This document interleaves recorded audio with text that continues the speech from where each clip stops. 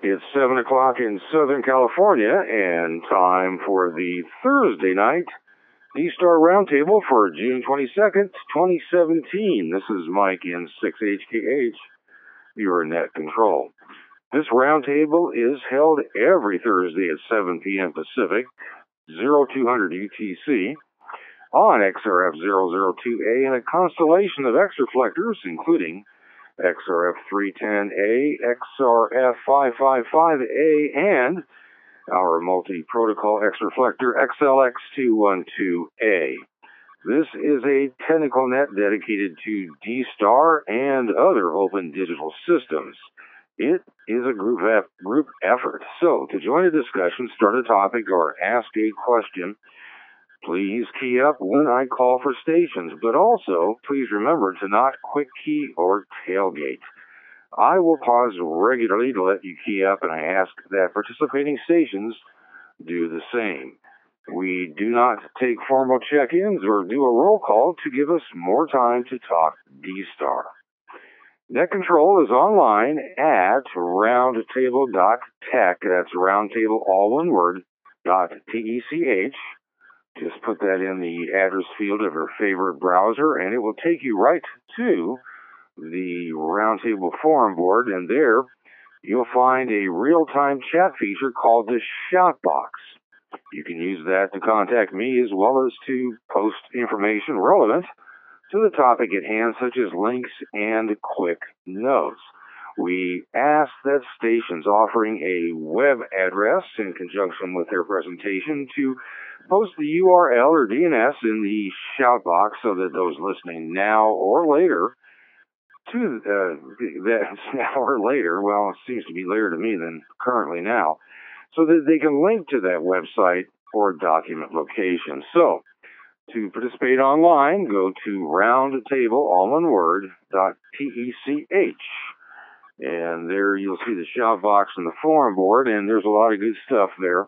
Nothing right now in the shout box, and it doesn't seem to be anything new updated in the folders. Very unusual, but due to the summer, due to the heat, due to any number of reasons, we'll find out as we progress. I'm just making sure that nobody's posted something while I wasn't looking, and that is true, but people post during the course of the roundtable, and you can, of course, use this forum board during the week, anytime you like, and add topics and update the information we have. At the close of the roundtable, tonight's shout box is moved to the shout box history above the general roundtable discussion board, so that podcast listeners can take a look at it. Now, if you have frankly, I don't think there's a podcast player that doesn't do this, but usually the podcast downloads automatically. But if for some reason you need to take a look at an older shout box, they're all there under shout box history. First up on the roundtable is 60 seconds of D-Star Basics. And tonight on 60 Seconds of D-Star Basics, we're going to do kind of a participatory one. New hotspot access point and or access point is also known as a hotspot, and a hotspot sometimes is known as an access point. There's always a debate as to which term is correct. Probably access point is, but we all call them generally hotspots. That's what they're known by. If you are new to D-Star or are new to a hotspot, more specifically, try to connect, if you can, your hotspot access point by Ethernet cable. You should avoid Wi-Fi if you can. There's no reason to be moving your access point around, and most of them have an Ethernet connection. Now, not all of them do. Some are connected by Bluetooth. Some of them come with a Bluetooth or Wi-Fi modem, and you plug it into one of the USB ports, and that's how you connect. And certainly if you're in your car, that would be the preferable way. But if you're in your home, and that's where it's going to be planted, try to connect to an extra port in your router. Find an Ethernet connection if you can. It's no big deal to either buy or build an Ethernet cable. Now, The question I have for all of you is, why is that? Why is a cabled connection, other than just generally that direct connection by cable is preferable to a wireless connection, but there are specific reasons for it. Over the years, we've discussed some of them, and so to make 60 seconds a bit participatory, I thought I'd ask for stations who would like to explain why that is, or even perhaps just take a good guess. Stations, please key up.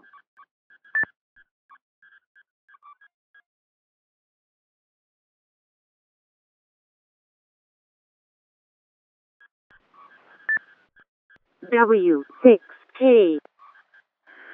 And we welcome back from the throes of a jungle expedition, W6KD.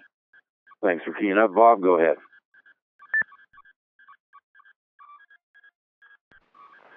Good evening, Mike. Good to be back. 2 weeks up in the White Mountains in Arizona, molesting the trout population and doing my best to burn the forest down one log at a time in a fireplace or fire pit. Anyway, the bottom line is that when you're on a Wi-Fi connection, you are sharing the bandwidth. Essentially, we've evolved from the early days of Ethernet. When it was still 10 base T, and we all used coax and T connectors and terminators and all. For those who remember those fun days. And essentially, you had all your computers were wired on a common bus, and they used a deconfliction scheme that was called Carrier Sense Multiple Access Collision Detection, CSMACD, because all the devices would talk on a common bus, and if their data collided on the bus, they had a mechanism where they would set a random timer, and the first one to trip the random timer would get to send its data, and then the next one would follow. And it's kind of cumbersome. It's really kind of an ugly proposition, and so. When you're on Wi-Fi, you're in that environment. You're in the throwback days. You're in an environment where not just you, but all of the devices in your house, and some of us, I've got close to 40 devices now enumerated in my router, Wi-Fi devices in the house, phones, tablets, Raspberry Pis, televisions, not VCRs, but DVD players and Blu-ray players. I mean, it's amazing all the things that connect. And by the way, all your neighbors got them too, and they're on the same limited number of channels that you have. Let me reset. So your choice is to put your time critical, and when I say time critical, when you're streaming real-time data like, VoIP or ROIP as eStar is, radio over IP, you're not really tolerant to jerky, sporadic communications. You kind of want a dedicated channel. And so if you're on a router with a hardware connection, you have a dedicated path between your hotspot and the router to go out on the internet. Because a modern switch is a discrete, independent channel that doesn't. You don't see any of the other devices that are on a switch. You got an 8-port switch and 8 devices on it. They can all talk, and the switch actually multiplexes and switches between them and bursts the packets in interleaved form. So anyway, so to make a long story endless here, if at all possible, use an Ethernet connection so that you don't have to be in that collision-prone, crowded Wi-Fi environment. You have your own discrete high-speed channel right to the gateway to the internet, and it, in most cases, where you put your hotspot in your house doesn't matter, because your D-Star radio and your hotspot are actually much more capable in terms of range than a common Wi-Fi router is. So when you're using a 802.11 Wi-Fi device to talk to between your Raspberry Pi and your router, it's not nearly as capable of punching through walls and going long distance or longer distance than your 100 milliwatt radio, which is orders of magnitude more powerful than your Wi-Fi devices are, and your even your 10 milliwatt hotspot is far more powerful than the Wi-Fi devices. So that's it in a nutshell. Put it on Ethernet. If you have to put it in the basement or in a closet somewhere, whatever, it doesn't matter. Your radio will still get to it just fine. And if you need to look at the screen for control panel stuff, there's VNC for that. So there's 60 minutes of D-Star Basics, 36KD.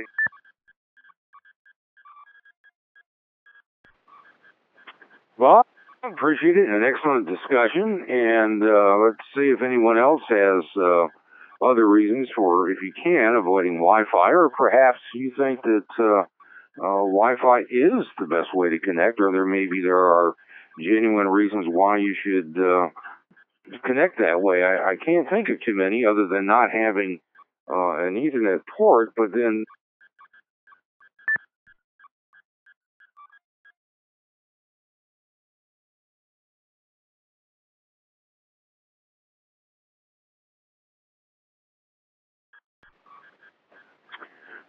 well, looks like we're clear. I just hate to double with stations. You never know, and let them link or unlink as they choose.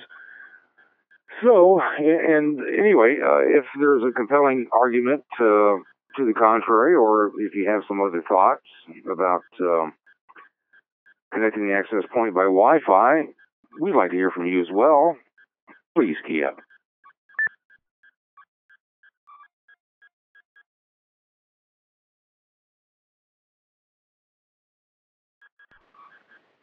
Well, after W6KD's discussion, I'm not sure why anybody wouldn't start reaching for their Ethernet cable and connectors and their crimping tool and starting to make it's so easy to do and inexpensive. In fact, just about every department store, that is Home Depot and Lowe's and hardware stores, what I meant to say, but it wouldn't surprise me to even see it at the Target. Certainly, electronic stores all have the RJ45 jacks. They now have mini RJ45 jacks. They're not called that. They're called something else.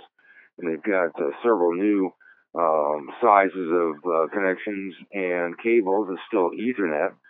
And it's just not a big to-do. So perhaps we'll talk about, the ways to construct an Ethernet cable and to save a lot of money in doing so. The type of cables that you should be considering.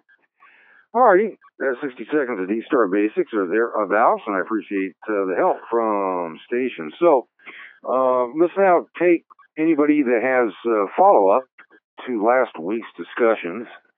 Sometimes there's new information that comes to light. People that listen on the podcast hear something that they don't like, and they'd like to express it tonight, or as seems to occur, sometimes there just is no response, and someone says, doggone it, had I been there, and now they're with us tonight. So if you have anything to say about last week's discussions, or is there a correction, or if there is a correction you'd like to make, let's do it now. Stations, please key up.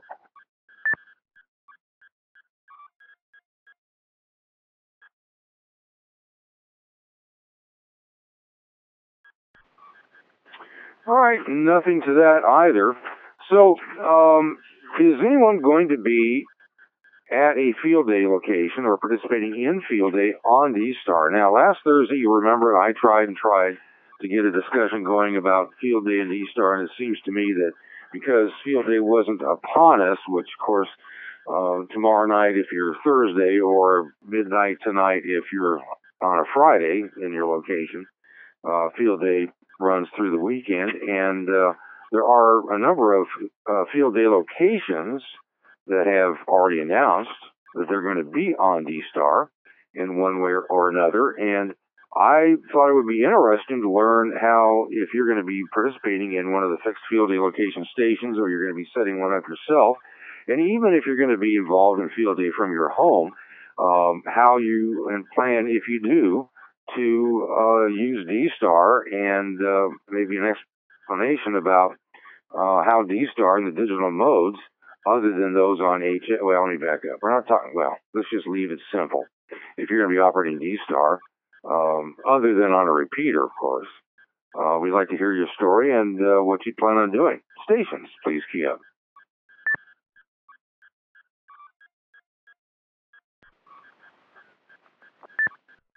A Z W D 9 G C O. I have AA0RX and WD9GCO. First, we say hello to AA0RX. Thanks for joining us. Go ahead. Good evening, everybody in the net, and welcome back, Bob. AA0RX. We have field day coming up. It's going to be a lot of fun. I'm going to be personally using a mobile install from my car, so I'm kind of going rogue field station, or field day. I'm going to probably go to Horsetooth Reservoir and play around with the logbook in my car. And I've got an Icon 7100 with a Tar Heel 2 trunk mount. And we'll be doing that there. And there's a couple of guys in this area that do D-Star HF. I, for one, do that. And I think N0BF. And there's a couple of guys up here that have the 7100s that try to experiment with that whenever we can. So I'll definitely listen around for D-Star for field day, but primarily concentrating on the HF side of that new mobile install. So that's what I'll be doing, and it's going to be a fun day. Hopefully everybody gets out and enjoys it. AA0RX. All right, Gary, sounds like a lot of fun, and certainly you can do that from mobile. You don't have to participate by logging in field day. You can always just give out points and contacts. But, of course, the more you can get involved in field day, the better off you are. Next, we say hello to WD9GCO. Thanks for being here. Go ahead.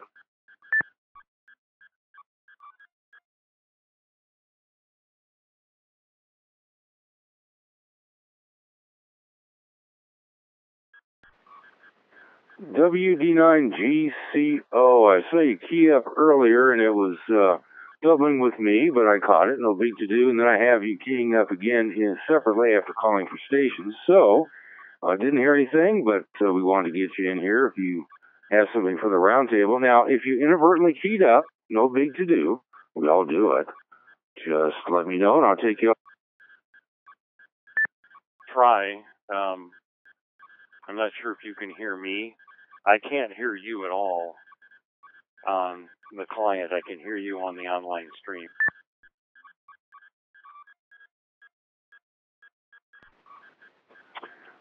All right, WD9GCO. Boy, I hope it's not an issue of beaconing or having your volume down because you keyed up while I was calling for you. WD9GCO. Go ahead, please.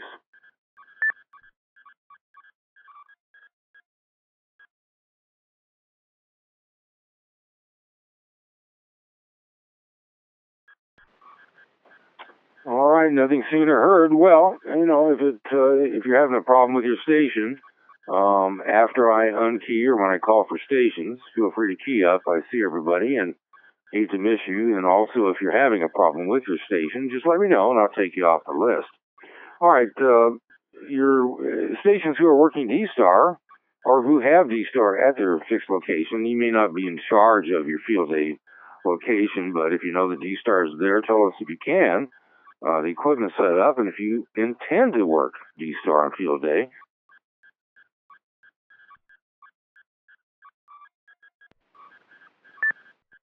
N6HKH. All right, N6MUD recognized. WD9GCO, I hope you're listening. You're keying up and doubling, and either you've got a station that's got a mind of its own, or you have your volume down. But hopefully you can get that resolved. In the meantime, we say hello to Craig in 6MUD. Go ahead. Hey, Mike. Good evening. Real quick, GCO, I heard him say that he cannot hear you come through his radio. He's listening to it on the stream, which is most likely delayed, which is why he's probably keying up at the weird times there. But I'm planning on being down at TS Island like I do every couple of years for field day. I've got a 25, 30-foot mast. I'm going to erect and put a dipole, multi-band dipole up and use my TS480 on the HF side. And then I'll have my D-Star radio, and if I'm motivated enough, I might take my 10-element Yagi down there too. But unfortunately, I've never had too much luck on UHF, VHF on D-Star for field day. So I'm going to focus on HF, have my solar panel down there, have my refrigerator full of cold beverages. So if anyone wants to stop down on TS Island, just look for the Land Cruiser with the big tall mast, and I'm sure you'll find me. Back to Mike in 6MED. Pretty cool. Now, I missed the location. For some reason, it was a bit of a blip here, just a quick packet loss. And I'm also not sure if you told us the D-Star radio you plan on using. Back to you in 6MED. Yeah, sorry about that. I dropped out there. The location is Fiesta Island. It's one of the few places that I know of, at least in Southern California, where you can actually drive your truck down onto the sand. And I'll get down as close to the ocean as I can. I may even just tank one of my ground miles in the ocean there. But Fiesta Island, I'm just using my standard my ICOM what is it? My Munscom blank. It's an older ICOM D-Star radio. My Munscom blank, but it's the one that they no longer make anymore. It got replaced by the latest mobile radio. Can't remember it. I can't believe I said the wrong name. Anyway, back to you, Mike.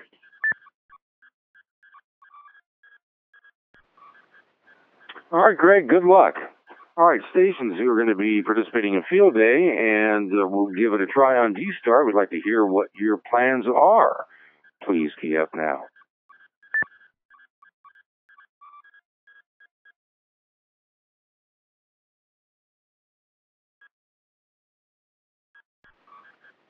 All right, nothing sooner heard. Let's do this.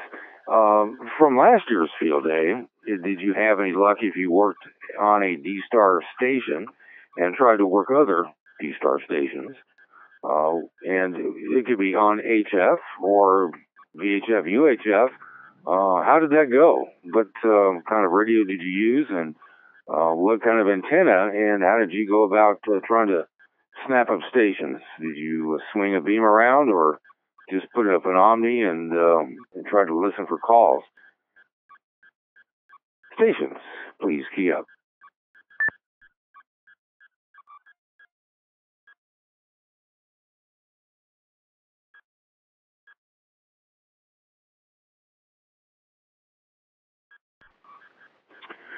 Well, nothing sooner heard, so I'll just wish those stations that are going to participate in Field Day have a great time. I know a lot of people are, and there are probably some that are, got their HT on this net and getting ready, packing things up.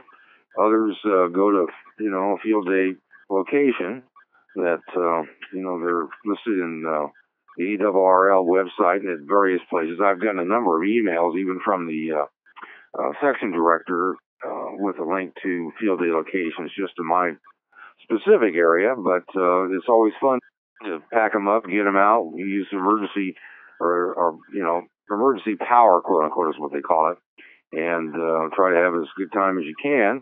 There are those, of course, that kill themselves to get as many points, which, of course, is part of the game. It's both an exercise, a test for readiness, as well as a contest, but perhaps next Thursday we can hear how it went.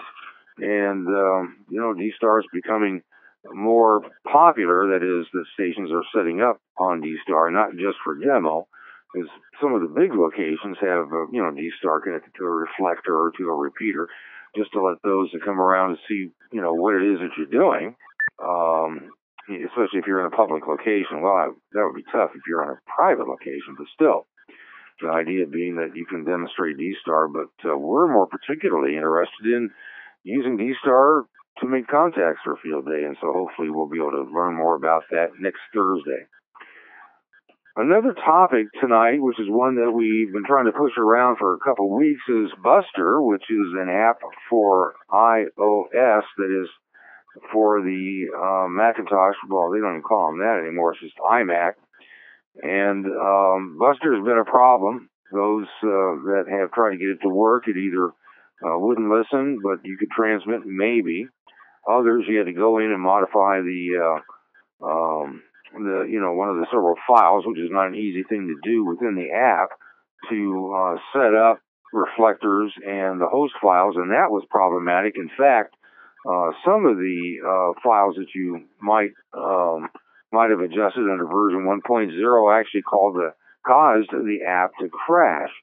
Well, version 1.1 came out a couple weeks ago, and we tried to see who would put that together. Didn't have any response at all, which is surprising. I thought there would be more interest. We did, though, get a post from Brad in 8QQ in our current discussions folder, which if you scroll up to almost to the top of the Roundtable Forum board, you'll see that folder, current discussions. In there, a discussion about Buster 1.1 from Brad. And it wasn't but, maybe a little bit more than a week. In fact, yesterday I got noticed on my Mac that Buster 1.2 was out. And so we talked a bit last time about it requiring Mac Sierra. Most everybody's upgraded to Sierra.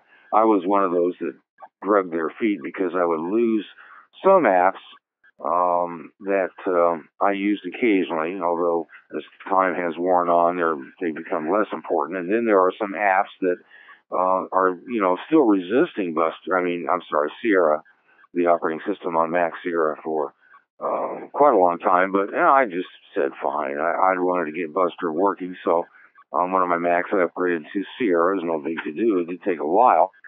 And upgraded to version 1.2 and found that more of the reflectors connected from those that didn't.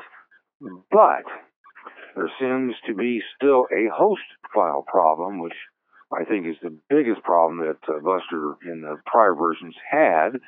And having automatic updating of host files using I lost it here. Let me get you the link. Doggone it, I can't. It's ar-dns.net, which is one that's been, it's a project by K7VE. And if you don't know who K7VE is, he's the designer of StarNet and is also involved in Northwest Digital and other projects. But in any event, there seems to be a continuing problem with host files. So I thought I'd ask to see if there are stations who have upgraded to Buster 1.2, or if you still have 1.1 and it's working or not, to hear about your success or lack thereof, and if you resolved it, how did you go about doing it? Stations, please key up.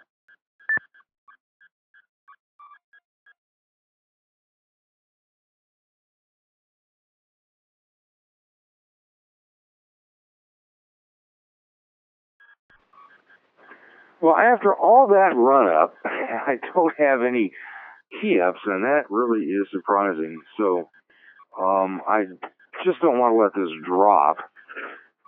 And one of the issues that was raised by NAQQ in his well-written post, again, it's on the Roundtable Forum board in the current discussions, you can't miss it, is that this host file server, ar-dns.net, which has been very active, that is K7VE, on many of the Yahoo groups, and certainly on the Northwest Digital group as well, on their blog post, which is not a Yahoo group, in which he's asking stations to bring current, if they can, the IP address on his host file server.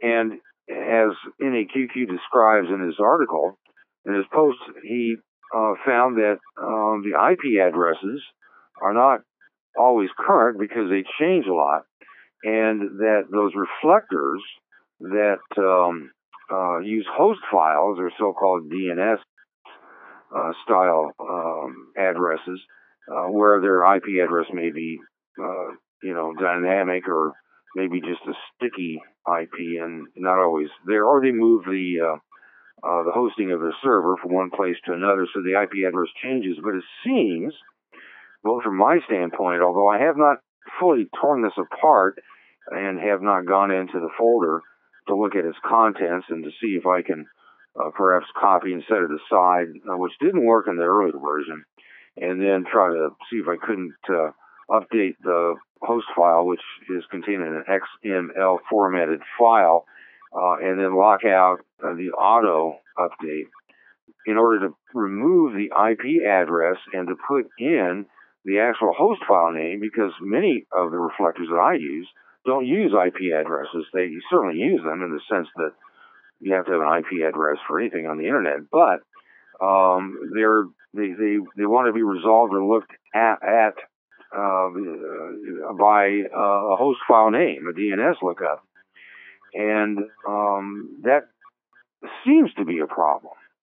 So I wanted to see if that being, if you have a reflector and you have both an IP address for the host file, or you have a host file, a named, type host file address other than an IP, such as myxreflector.net as your host file, does that make any difference?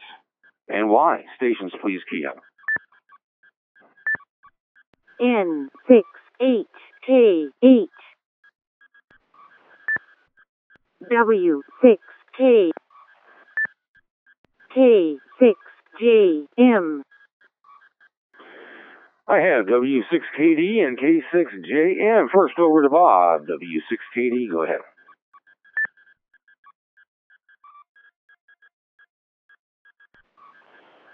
Yeah, most of the client and gateway software out there will recognize a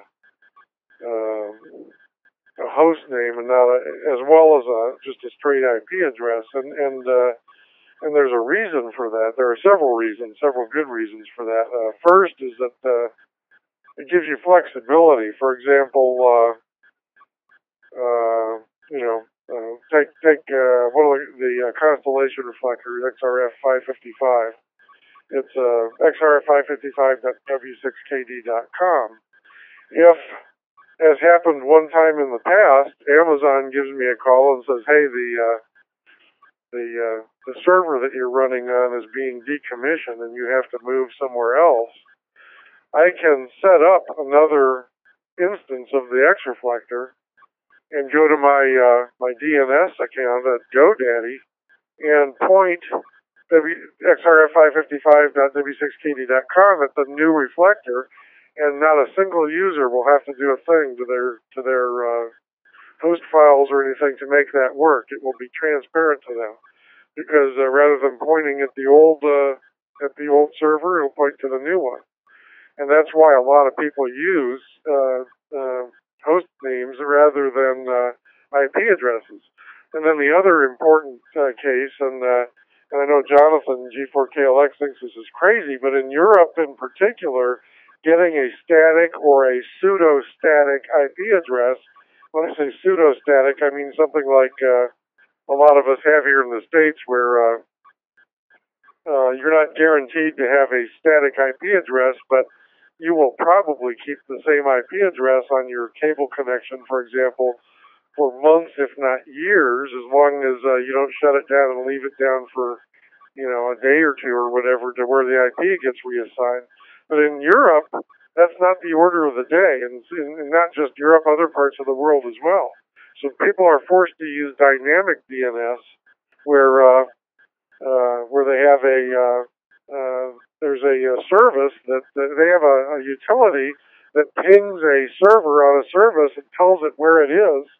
And so when you use something like XRF 123 at mydns.org or something like that, let me change hands. Anyway, that allows your dynamic IP address, which changes daily in some cases, sometimes maybe even more than that, it gives you a fighting chance to be found out there. It's not ideal. And I understand Jonathan. Jonathan has said, that it's crazy that we would allow that even, but in some cases that's the order of the day. To get a static IP address and from some providers in Europe is very, very expensive. And we hams are a cheap bunch, and we don't want to go to a lot of expense for the thing. So anyway, both of those are reasons that you want to do that. So if you're forced to use straight IP addresses, you lose the flexibility that comes with being able to use the host names, and more importantly, the dynamic DNS addresses. You're going to be in a constant you're going to be in a constant fight chasing the bubble trying to keep that stuff up. If you're a user of a reflector that's on a dynamic address that changes, frequently, daily, for example, it's going to be a nightmare trying to keep up with that. So it's not a good thing to be stuck with IP addresses only. And users of Buster should probably petition the writer to reconsider that. If it in fact only uses straight IP addresses, that's a real potentially serious and even crippling limitation. And that's my take on it. W6 Katie, back to the net.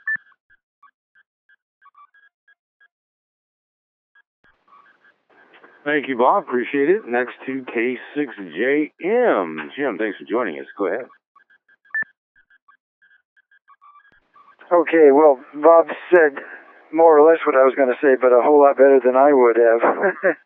So I'm glad.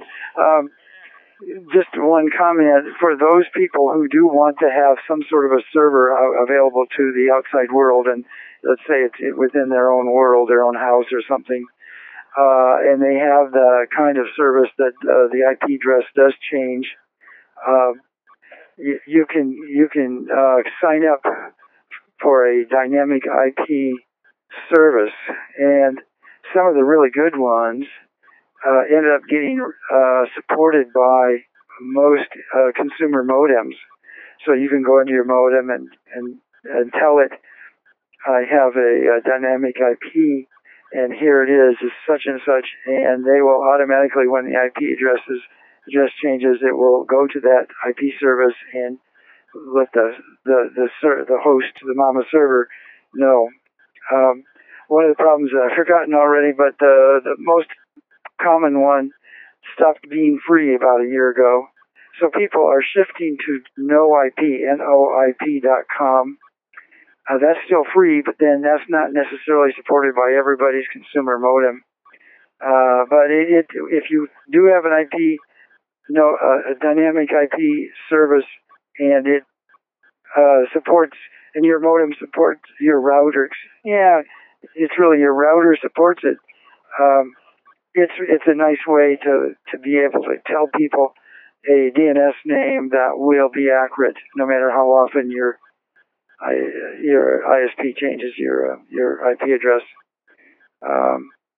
So here we are, hams, trying to talk about networking, and that's what it's. Back to you, Mike. K6JM. K6KD. Appreciate it, Jim. Next to K6KD. Go ahead. Good evening, Mike in the net. One of the problems, even if you have a name using a name rather than an IP, whether it's a dynamic DNS or something you move, is that if the IP changes, let's say you have a DNS name or name you can point it to.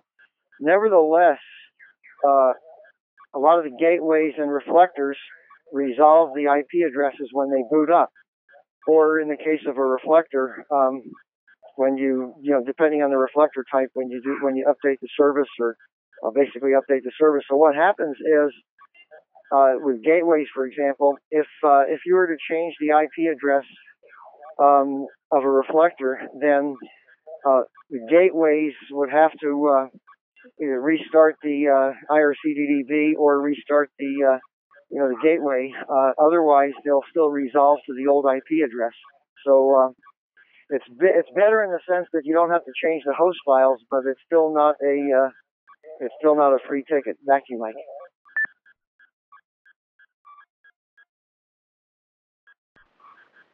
Got it. Now, does it matter if the host file server, and let me say this, Buster version 1.1 did a lot of great things and cleaned up a lot of problems, but it did not automatically update host files from a server.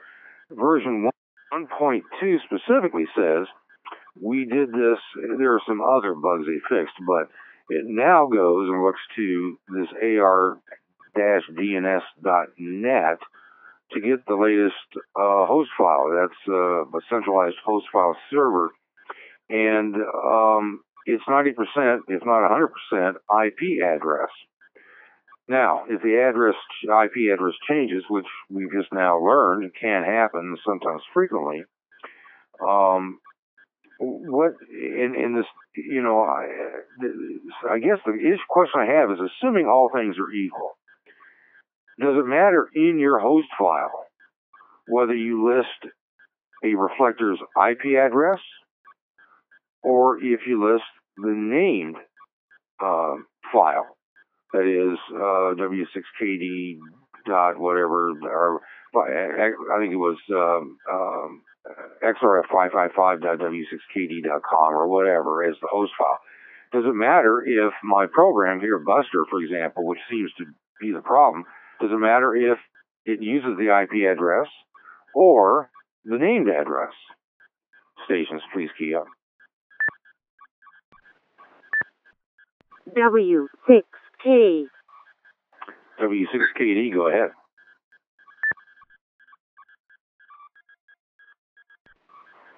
Well, the answer is yes, it matters, and like John just said, nearly all, if not all, of the gateways resolve the host name to an IP address at startup. They don't go through and re-resolve those addresses periodically, although maybe they should. So when you start up your G4KLX hotspot on your Raspberry Pi, for example, you fire it up and it boots up. Oh, excuse me, sorry. Anyway, it boots up and it starts to and part of that startup process is it resolves all of those host names into IP addresses. And so if that IP address subsequently changes prior to you restarting your gateway, it will stop being able to connect to that particular reflector. Now, for a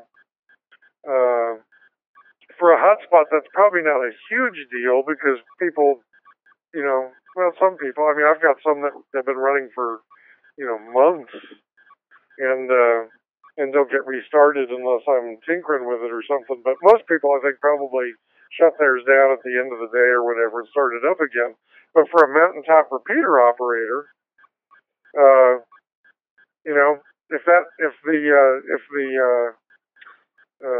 the IP address associated with that host name changes after the repeater started up, well, guess what? It can't connect to that reflector anymore. And so, it's and of course, and with dynamic DNS, they can change daily. So, so the answer is yes, it does matter. It's more the reason we use the host names in the first place is to provide the flexibility to point to basically point the gateway to the proper IP address for where the reflector is running, and in some cases, that will change. Sometimes frequently, sometimes not so frequently. But if you're just using the IP address in the host file data, you throw all that flexibility away. Anytime something changes, you have to go in and change the, you have to restart the service, basically. You have to restart the gateway, whether that be your repeater or your hotspot, so that it can load the new IP address. And guess what? Somehow that new IP address also has to make it in there as well. So, yeah, it's not a good way to go.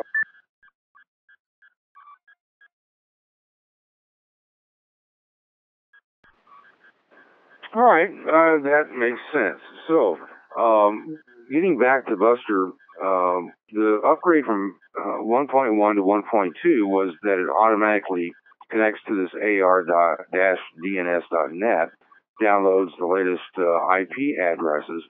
And I noticed that in Buster, again, I just got it up and running this morning. I saw the update late last night, and I wanted to get another Sierra update. I think it's now 12.25 or something like that.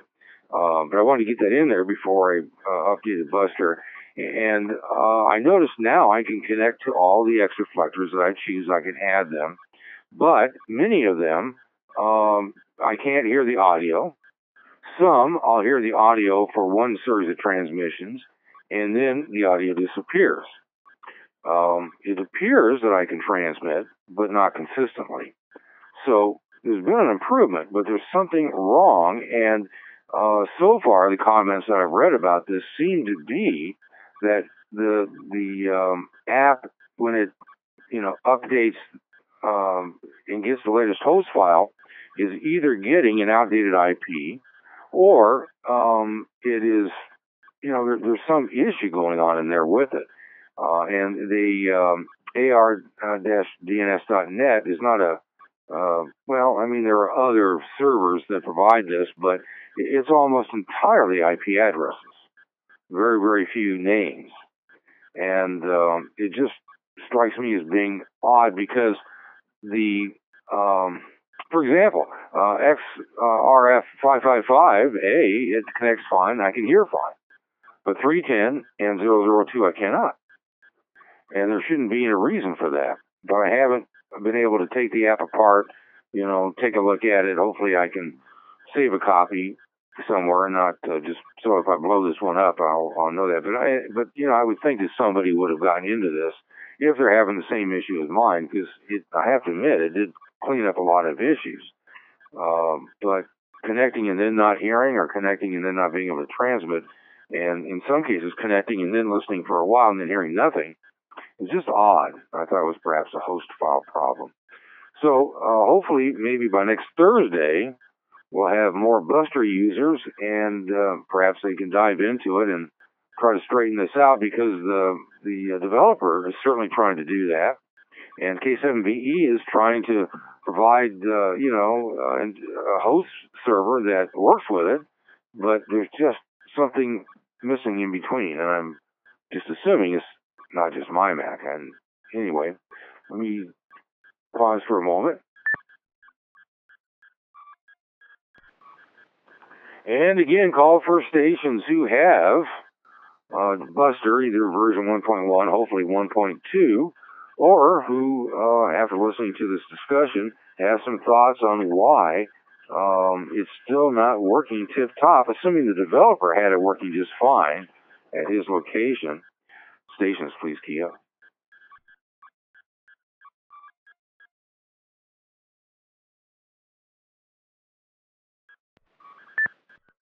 N68 W6KD. I have K6KD and W6KD. First to John, K6KD. Go ahead. Mike, this isn't directly about Buster. I don't use it, but I've got several different Macs. I just wanted to point out, if it's dependent upon the OS version, if you have a Mac with within a few years old, you can upgrade to Sierra. But I've got one Mac that I've been using. It won't die, although it might anytime. It's a mid 2009 MacBook Pro, and it will not upgrade past El Capitan, the previous 10.11. So if there's OS issues, I think you mentioned there might be with this program that it may be possible that some of the older Macs won't be able to upgrade to Sierra. Anyway, back to you, Mike.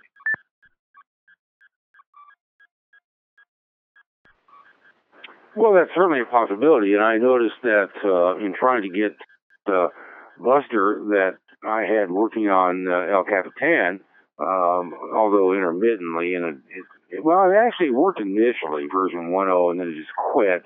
And I noticed that in its host file list, most of the host files were just horribly outdated, and it didn't have.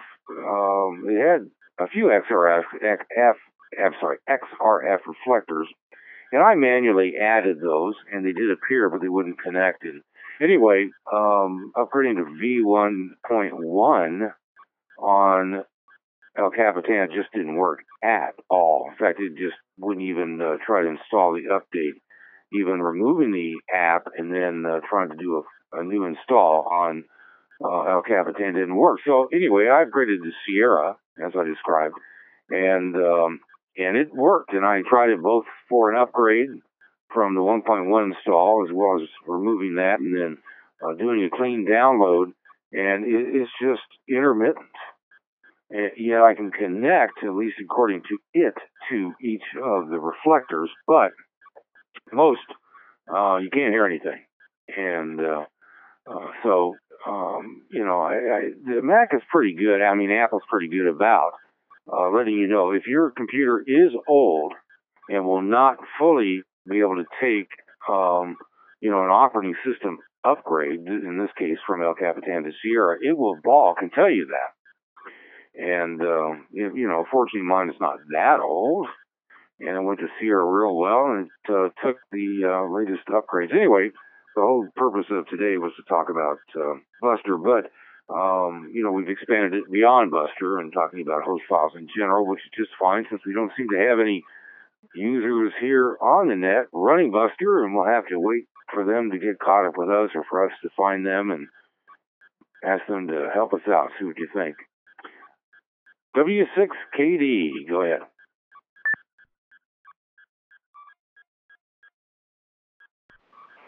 Yeah, well, disclaimer up front, I am not an Apple guy, and I don't have any Macs at all here, but I am wondering, though, listening to, the one possible explanation for some of the issues you're talking about may have to do with port forwarding, and, keep in mind again that except for our Constellation reflectors, which are running the 4th generation DXRFD right now, the other X reflectors require port forwarding on port 30,001 if they're using DXtra. And so I have no idea how Buster, what protocol Buster is using to connect to the X reflectors. But if it's DXtra, then and port forwarding isn't being done in the user's router, then there's going to be problems. So it may have to do with that. It may not have anything to do with the OS. It might be just the legacy DXtra, bugaboo with port forwarding rearing its ugly head as well. So, which might explain why some reflectors work and others don't.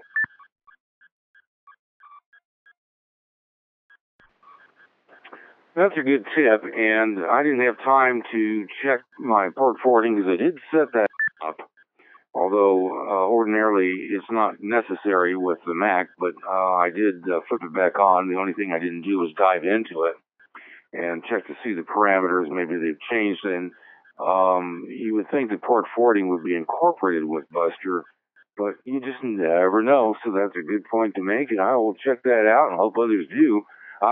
There's a lot of people. Actually, the last time we talked about Buster, for people that want to use their Mac and have used their Mac, either using Buster or through Boot Camp or Parallels, sent emails when we first discussed Buster asking that, look, if you find out any way to patch this, we'd sure like to put our Macs or Mini Macs or whatever, MacBook Pros, to use on D-Star.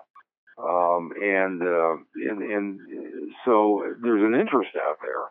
Hopefully we'll get some of them gathered up here. In fact, let me be plain. if you're using Buster, especially the new version, and it's on Sierra, and you've been able to solve it, or if you're having the same difficulty, unsolved or otherwise, please let me know.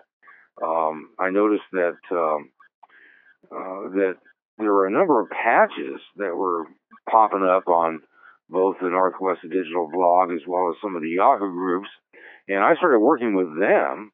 This is before 1.1 came out, and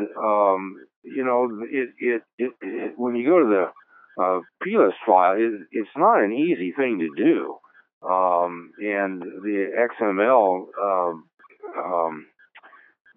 file that holds the host files, at least temporarily during operation, is not exactly an easy one to get to, although on a Mac, especially if you have Adobe or some other coding program that are within Adobe, several of them that you can run, it throws it right in front of you, and it's fairly easy to do. But there were a lot of warnings with the patches between version 1.0 and 1.1 about just going in there, not to go in there and just update your host files, as it would cause the app to crash, even though it looked clean, because you had to discard the old one and save the new. And in fact, some of those warnings were correct. I never finished running all the patches because I was trying to do them one by one and not be able to, and even if it worked, I didn't want to be in a position of not being able to identify which patch worked. But 1.1 came out, and I stopped progress. So anyway, this is a long-winded way of hoping that there's going to be others than just me that are trying to get Buster to work on Mac. And we'll make one last call if anyone has any comments about this topic or Buster or host files in general. If you have a question about what you've heard, this would be a great time to make it. Before you move on, please do so now. Stations, please key up.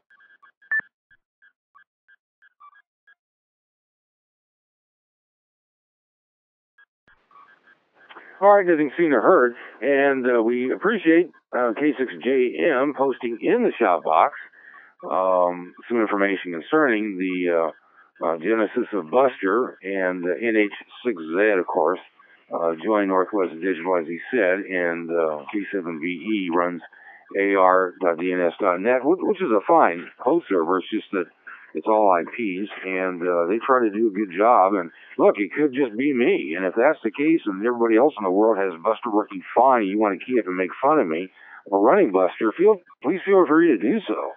I'm not here to say that it's got to be the app or something else, but this is the way you figure things out. You talk about them on the radio. Alrighty. Let me unkey just for a moment, please.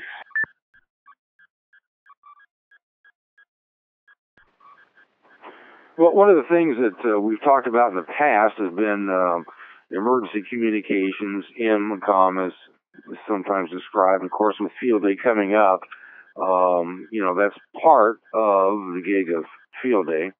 But there have been suggestions made about not so much discussing emergency communications as far as ARES, RACES, and other amateur radio support groups of an emergency communications basis, but to focus perhaps on personal emergency communications, that is using maybe satellite phones, satellite HTs, apps on a radio, perhaps some other way of utilizing amateur radio in absence of an internet connection.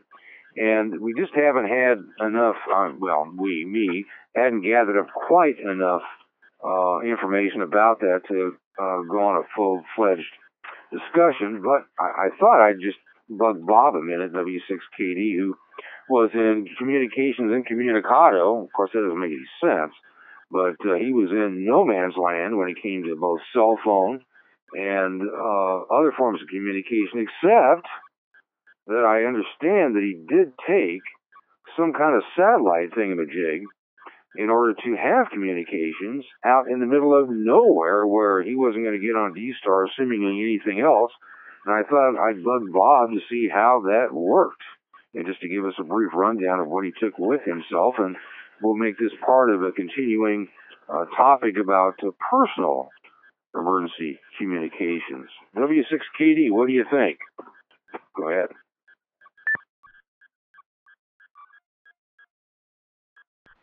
Hold on just a second, I'll be right back. W6KBM.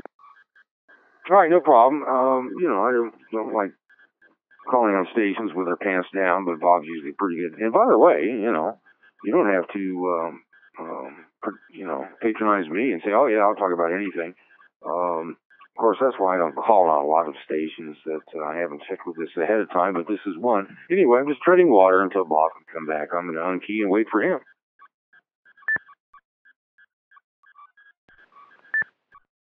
K6KB.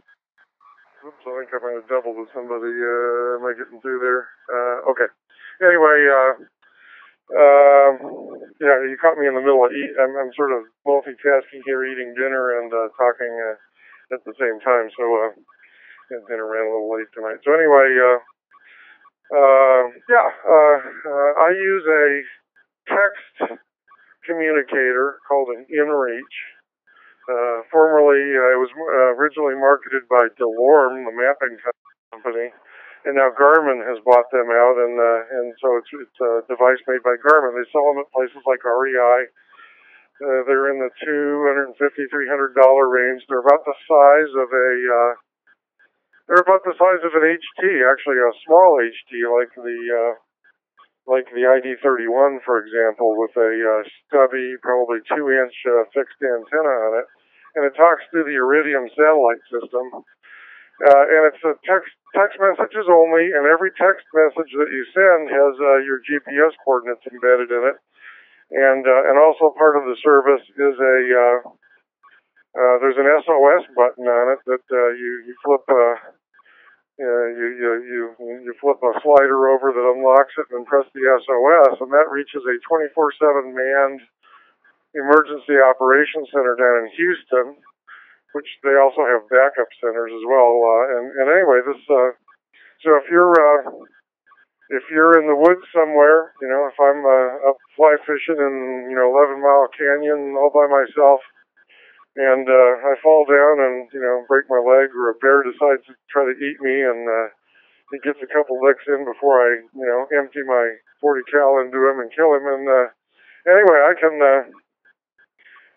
can hit the button and call for help. And in addition, it also works as a standard text device. I can send standard 160 character text messages tagged with my GPS position, just for informal communications with people that I want. And the service is as little as $11 or $12 a month, and that's just emergency only. So it's turned on, and you can use it for emergency communications, or you can pay 50 cent per message text fee, and there's a whole tiered system.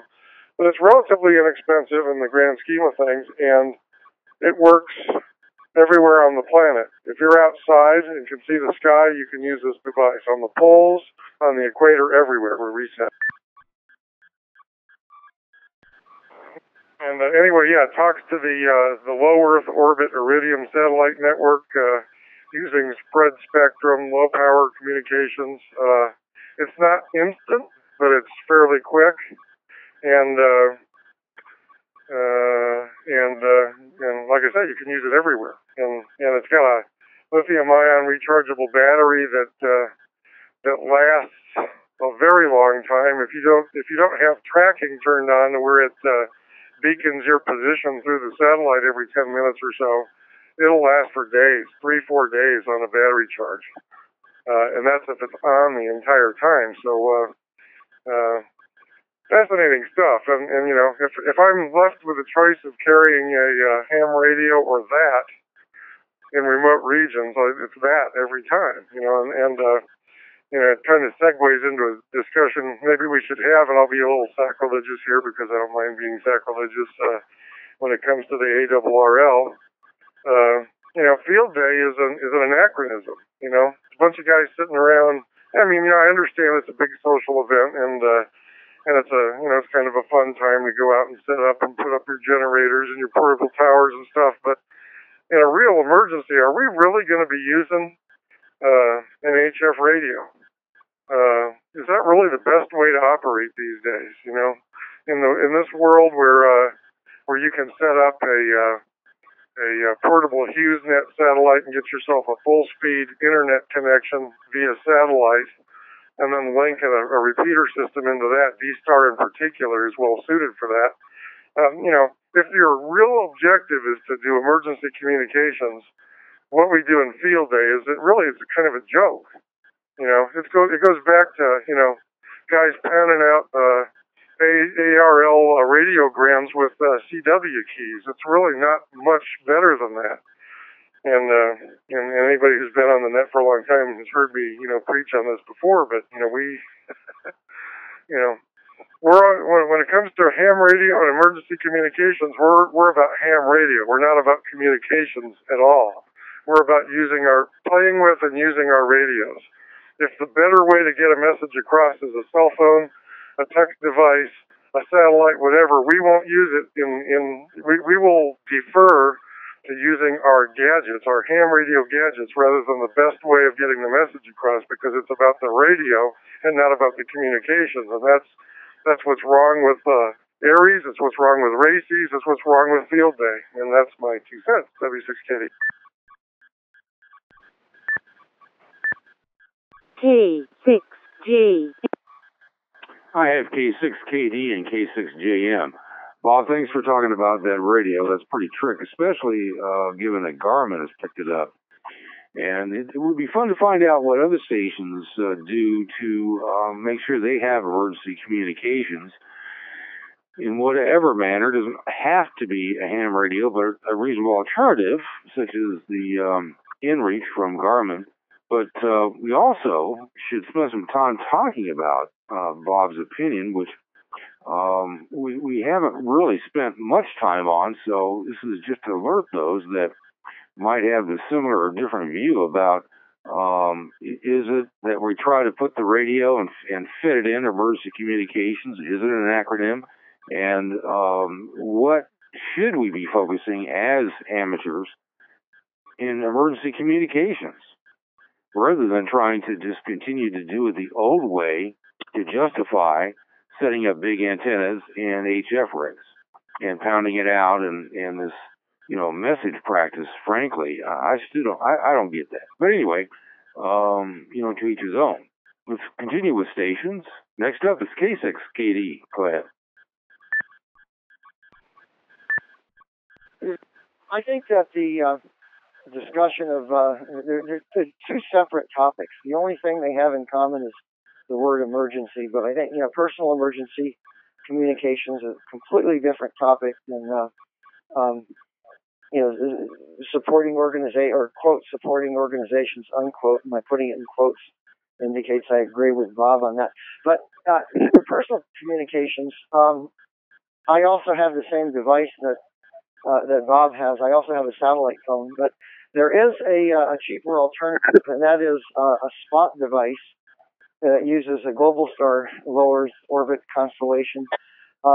The difference between that and what the InReach is the spot device is only one way. In other words, you can call for an emergency, and it goes to the same emergency center in Houston, but you can't get any response back. And from my perspective, that would be extremely frustrating because, as reliable as the system is, you don't know for sure that they got it, and that would be, when in an emergency, that uncertainty, I think, would be very disquieting. But they are very popular, and a lot of people do use them. They're spot devices, and places like REI sell them. So anyway, Bob described the InReach device pretty well. You can send out text messages or emails with links that people can click on and see your location. You can password enable it so not everybody can see your location. So there's actually 3 tiers. So there's the spot device, then the InReach, and then the satellite phone, which I think is probably the most flexible because you can get on and say help, and they can. And if you depending upon the particular satellite service, if you some of them have an SOS button, some of them you just punch in 911 and it'll go to the same emergency center. And it's you can't compare it with amateur radio. I'm sorry, but if you're going to go on an emergency, you don't, unless you know that somebody's going to be that you're going to be in coverage of a repeater and somebody's going to be listening.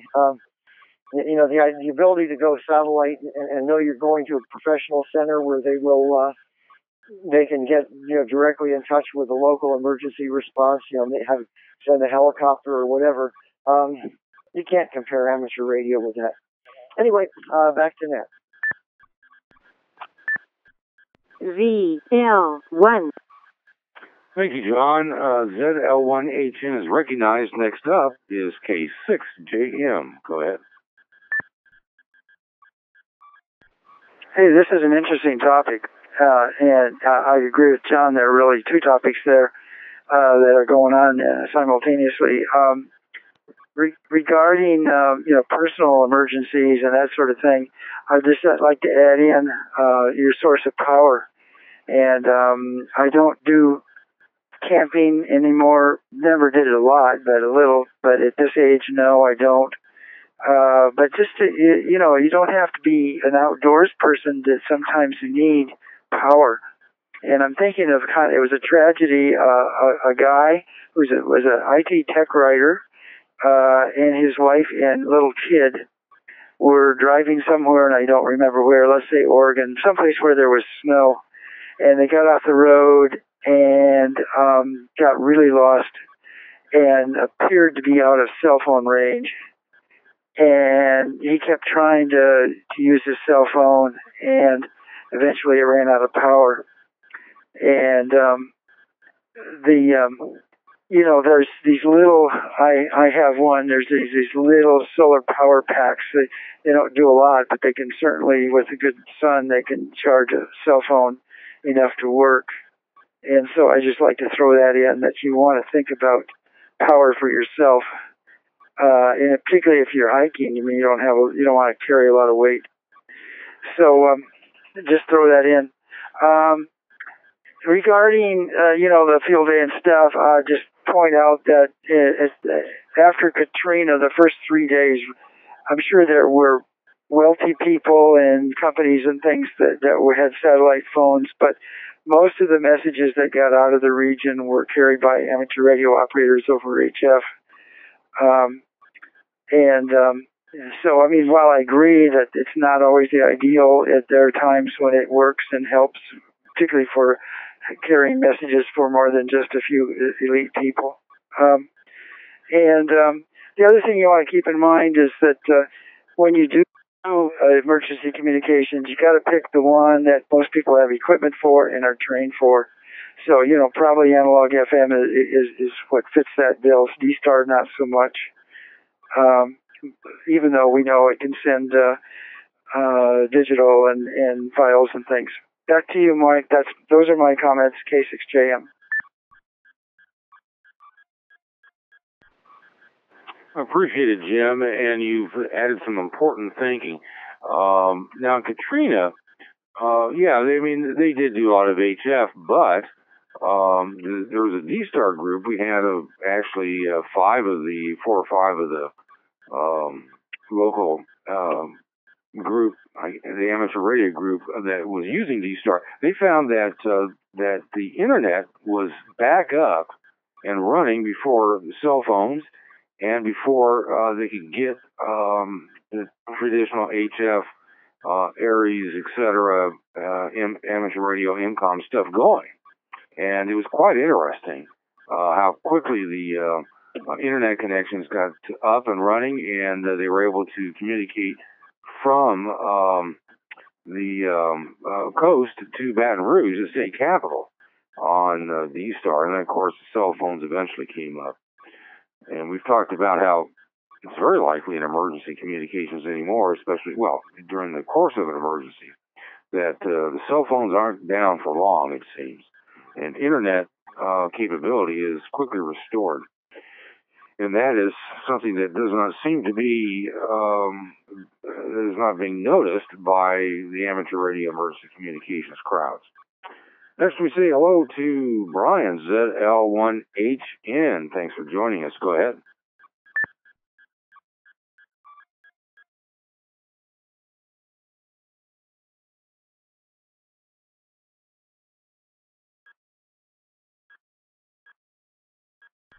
My next. ZL. Yeah, I just called for you, Brian. Go ahead. Roger there. I had a phone call just at the same time, probably, so I missed that. Well, firstly, good evening to you, and good evening to the listeners. I haven't been able to get up for a couple of weeks, so it's good to hear all the cheery voices there. I just wanted to make a comment, is that the Christchurch earthquake was a big event. The amateurs provided communication exclusively for about 3/4 of an hour until the professionals could get themselves organised to provide communication, and they did that because there was no phones, etc. by the local fire service. Sent out their mobile communication vans, and they had a satellite connection on that, and they could cross-band link radios to any service. But for the first 3/4 of an hour, the amateurs were there and running, and that seems to be the case on several issues. I did read an article about the Twin Towers disaster, and stated that the amateurs from the event happening for the first sort of hour was the only communications because that tower had so much communications on it. I think the key thing with the D-Star is the capability of using text as well as voice. And recently one of the clubs here lost their computer that ran their D-Star service, so they just treated the D-Star as a straight-through repeater by connecting a hotspot via a cell phone network, and it worked perfectly. And later a ADSL service. So I think the importance is to have people in your emergency corps, I'm not sure what they call them there, that are familiar with the capabilities of availability of what they can provide at short notice. That to me seems to be the key. I don't think satellite phones and all that are an essential for the first hour. I think it's a matter of assessing where it is. Recently they had another earthquake down in Kaikoura, and all the amateurs came up using the DMR network, and every town checked in. And by that process, they pretty much knew which area had been hit the hardest because they didn't check in. Over.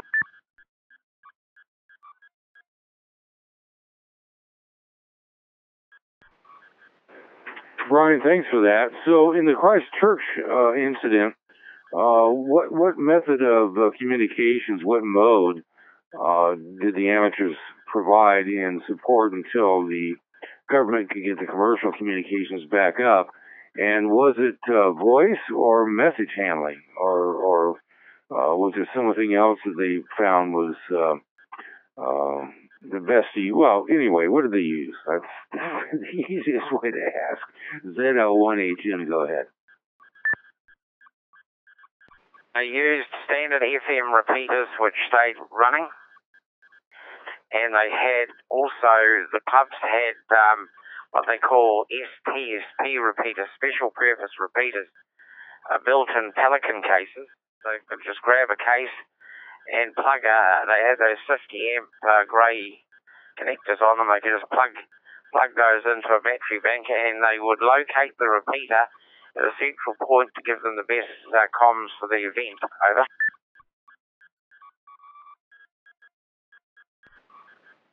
All right, got it. Thank you. Appreciate you joining us. So we're talking about personal emergency communications what do you use, or what would you think would be the best to use? And you can pick anything you like. We've heard about several offers, including setting up a satellite dish to satellite inReach, both one-way and two-way email, as well as satellite phone, although I'm not sure how prevalent satellite phone is and how costly it would be just to have that on the standby. So I'd like to hear your thoughts on personal emergency communications in absence, and let's just pretend that you are in a non-pretend situation where your cell phone doesn't work or is gone, and you have to find some other means to communicate with the rest of the world, and there's lots of places like that everywhere in the world, and there's, even places in the U.S., quite a few dead areas. And we're also touching upon modern amateur support of emergency communications and talking about the reality that message handling and trying to shove equipment that you have, although, K6JM had a point, if the other side doesn't have the gear that you have, it's not going to work. But why is it that message handling is still being practiced? Why is it that there are guys with huge HF stations ready to deploy them in the case of natural disaster? And I'm talking about, supporting your area's communications for natural disaster, not simply relaying messages from another country's national disaster, which is important. But we're really talking about new thinking on what can amateurs do in the event of a natural disaster where government and commercial communication systems are off the grid. Stations, please key up.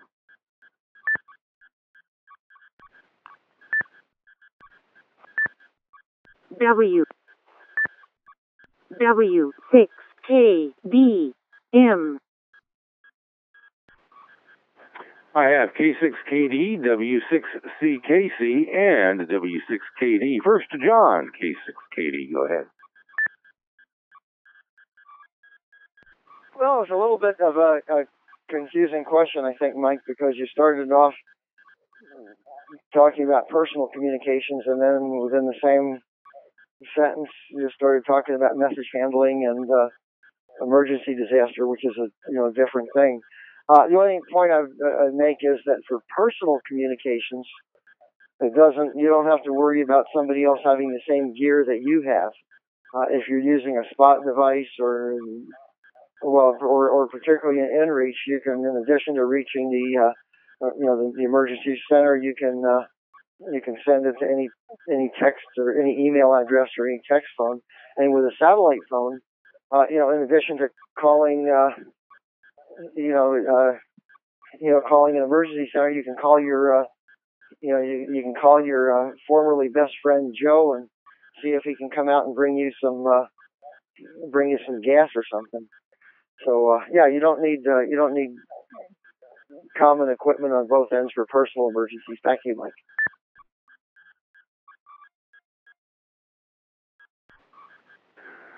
All right, I give in. We're going to do personal emergency communications for now. I understand that there may be some confusion, although I realize they're different topics, but we kind of start out not mashing them together, but talking about them together in the same circle. So we'll stick with personal emergency communications and then launch into part 2. In the meantime, let's talk to Jess, W6CKC. Thanks for joining us. Go ahead.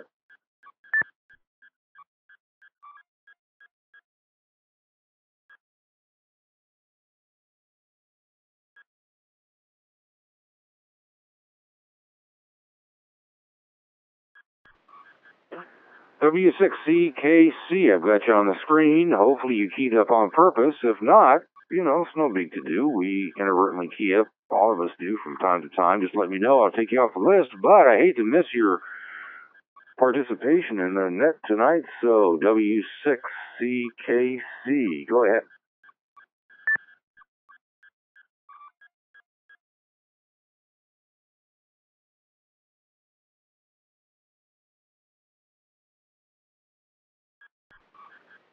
No response. Well, key up again if you wish to join us. Next is W6KD. Go ahead.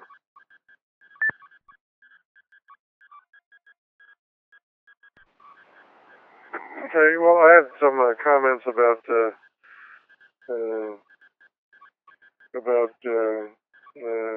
ham radio support to emergency communications, but I'll restrict this one to personal devices. When the earthquake hit in Nepal, near the base camps for the folks climbing Mount Everest, and they had a pretty bad earthquake and then an avalanche that took out at least one. It took one of the base camps out completely, and one of them partially, I think. And anyway, most of the communications out of that area were via these types of devices that I'm talking about, the Garmin InReach. The spots and the InReach devices are very popular with those guys. The thing is, if you leave it on, it'll run for 3 or 4 days. But if you only turn it on for 20, 30 minutes or whatever, enough to send a message or receive a message, send a position report or whatever, you can use it for weeks on its own internal battery. And if you have one of these little lithium-ion recharger packs, like I'm going to draw a blank here, the Mophie juice packs, that's probably capable of recharging one of those things 3 or 4 times as well. So, like Jim was talking about, power sources, you carry one of these things charged around, and you can reach out and touch somebody no matter where you're at, unless you're in a cave somewhere. And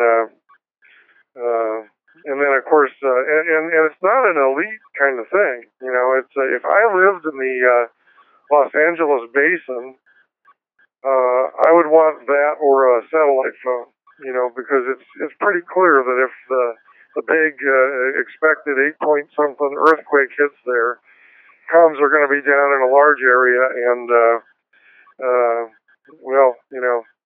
if you're willing to place your communication needs in the hands of a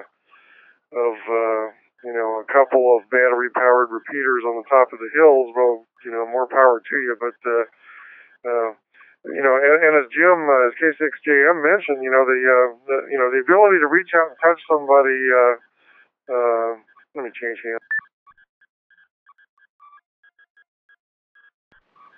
Anyway, the beauty of these devices is that you can reach anybody with a cell phone via text, or anybody with a computer via email. And that really is kind of the crux of emergency communications anyway, is to get a message out of the area of communications impairment to the rest of the world. It's only the most dire situations, nuclear war, asteroid strike on the planet, where you consider that, everything everywhere is down. That's generally not the case. It's almost, in fact, it's universally never the case. It's typically a limited area, and the wide area scenario, something like Katrina, where hundreds of square miles might be affected for a few days. The most likely are much smaller areas. But in any event, the idea is to get the message out of the region of communications impairment to the rest of the world, where all the comms are working normally. And so, I don't deny that HF communications have helped and have been useful, but was it the best way? If we were to sit down and decide what the best way to get the messages out, and again, the mission is communications. The mission is not radio. The mission is communications. If we were to sit down, and decide what is the best way to get the messages out that need to go out in times of emergency, I don't think that, in a pre-planning mode, you're ever going to say, oh yeah, HF radio is the way to do it. Because we love the fact that we can never predict the propagation, and that noise and QRN and all the other issues that come up. And those are all the things we want to contend with, rather than, while I was camping the last couple of weeks, There was a guy with a HughesNet satellite. It was a dish that he had on the picnic table, about the size of a basketball, and he was doing he was on his computer communicating on the internet with this thing, and would I rather have that or an HF radio? You decide. Anyway, back to the W6KD.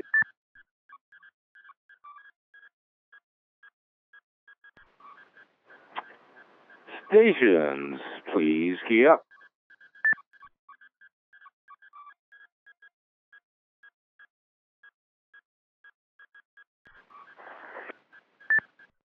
N5WD. N5WD, welcome. Go ahead. Hi, good evening. N5WD, my name is Wayne. I'm in Fort Worth, and my college degree is in emergency management and disaster planning, so I've got a little bit of a background in this, although it's been a while. One of the big things that folks have to remember is that ham radio doesn't cost anything once you have the initial equipment outlay done and the antennas built and things like this. You can store them away in your Go Pack, and it doesn't cost anything to set up an ad hoc network in a short while, assuming, of course, that it can be done. HF has the flexibility that it doesn't require any infrastructure other than a battery or a generator. You can take the ARRL Go Packs that they have, or under the auspices of the International Amateur Radio Union, and deploy these stations fairly quickly, without much local support.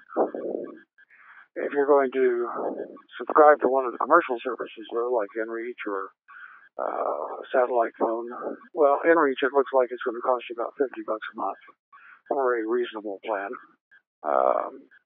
And you can turn it off, but you still have a per year contract to do. The satellite phones are even more. They're quite expensive to use on a per minute basis.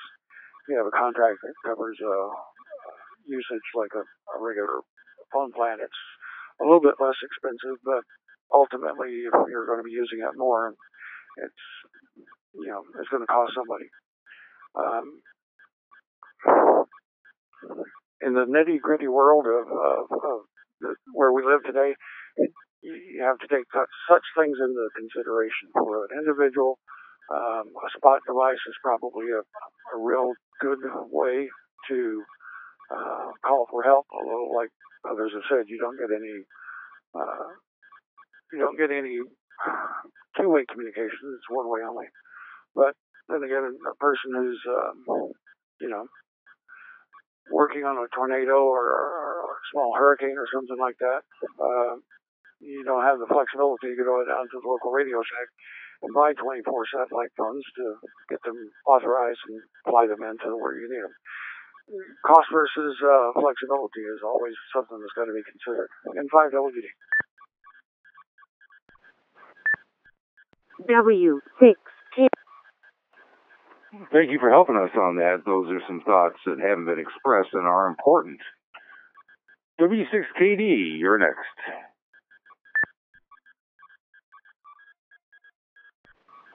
Yeah, okay. Well, the cost on the inReach device is actually much less than was mentioned there. It's probably the most economical plan is it's a $25 a year fee plus I think it's $12 or $13 a month, and that's the device is enabled. You're allowed 10 messages per month as part of the plan, and after that it's 50 cents per text message. And if you're in an emergency, who cares? So however many messages you need or whatever, but it's much less than $50 a month. More, I think if you average it out over a year, it's probably more like $15 to $18 a month. And especially if you're somebody that goes out hiking in the wilderness or driving over long stretches of roads in the backcountry where cellular coverage is sparse to non-existent, might be important. But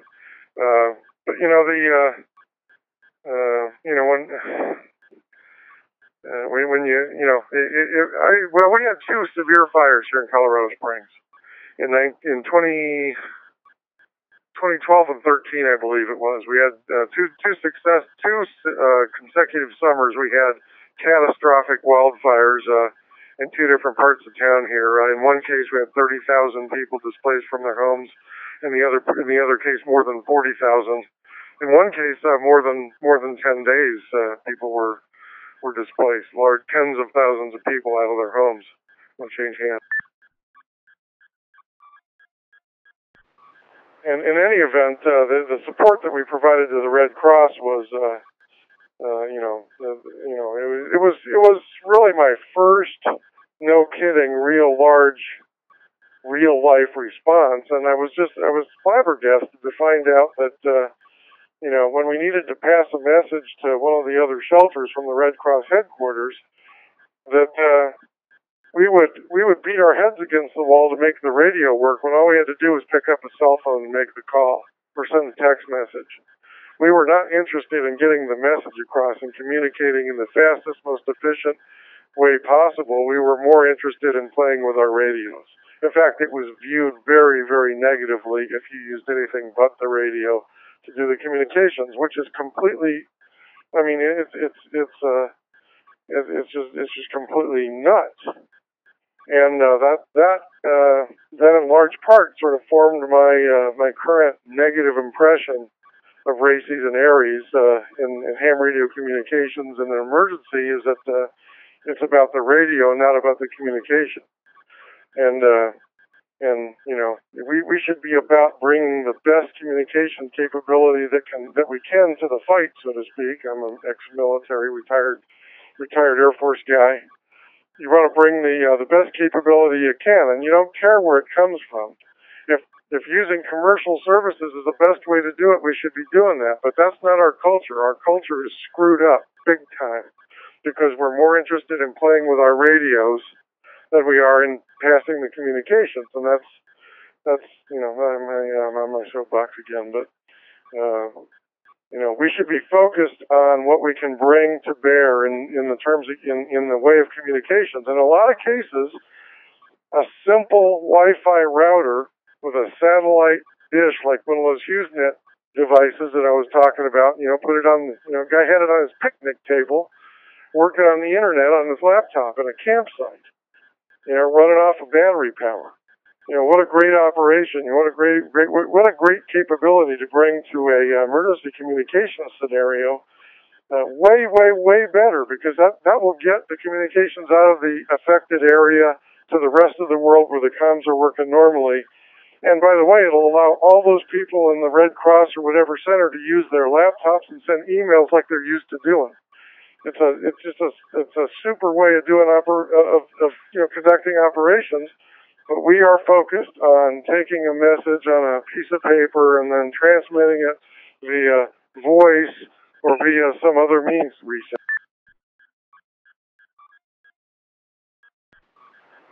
And anyway, it's horribly inefficient, and does it get the job done? Yeah, probably does. But we're focused on the radio, not on the communication. That's probably the most concise way I can say it. And anyway, back to the net. W6KD. K6KD. All right. Pretty interesting stuff. K6KD, go ahead.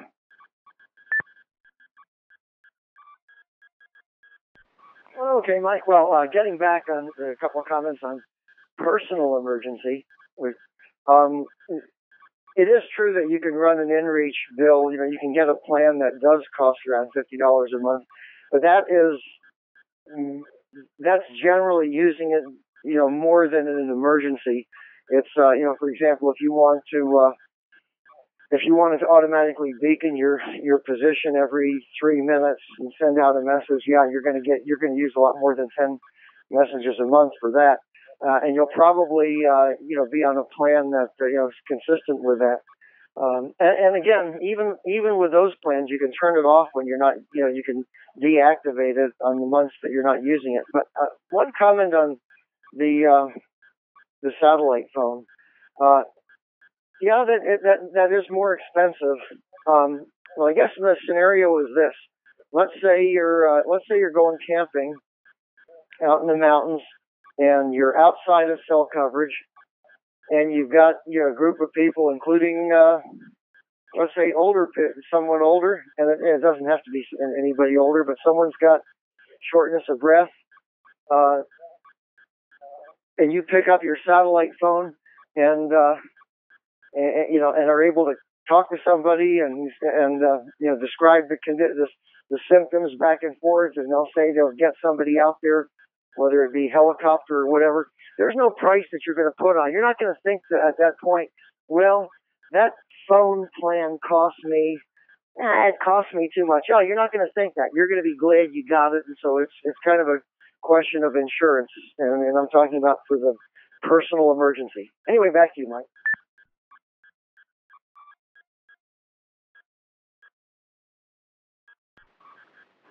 All right, thanks, John. Of course, not everybody can afford that, but if you can get it, it's a great thing, no doubt.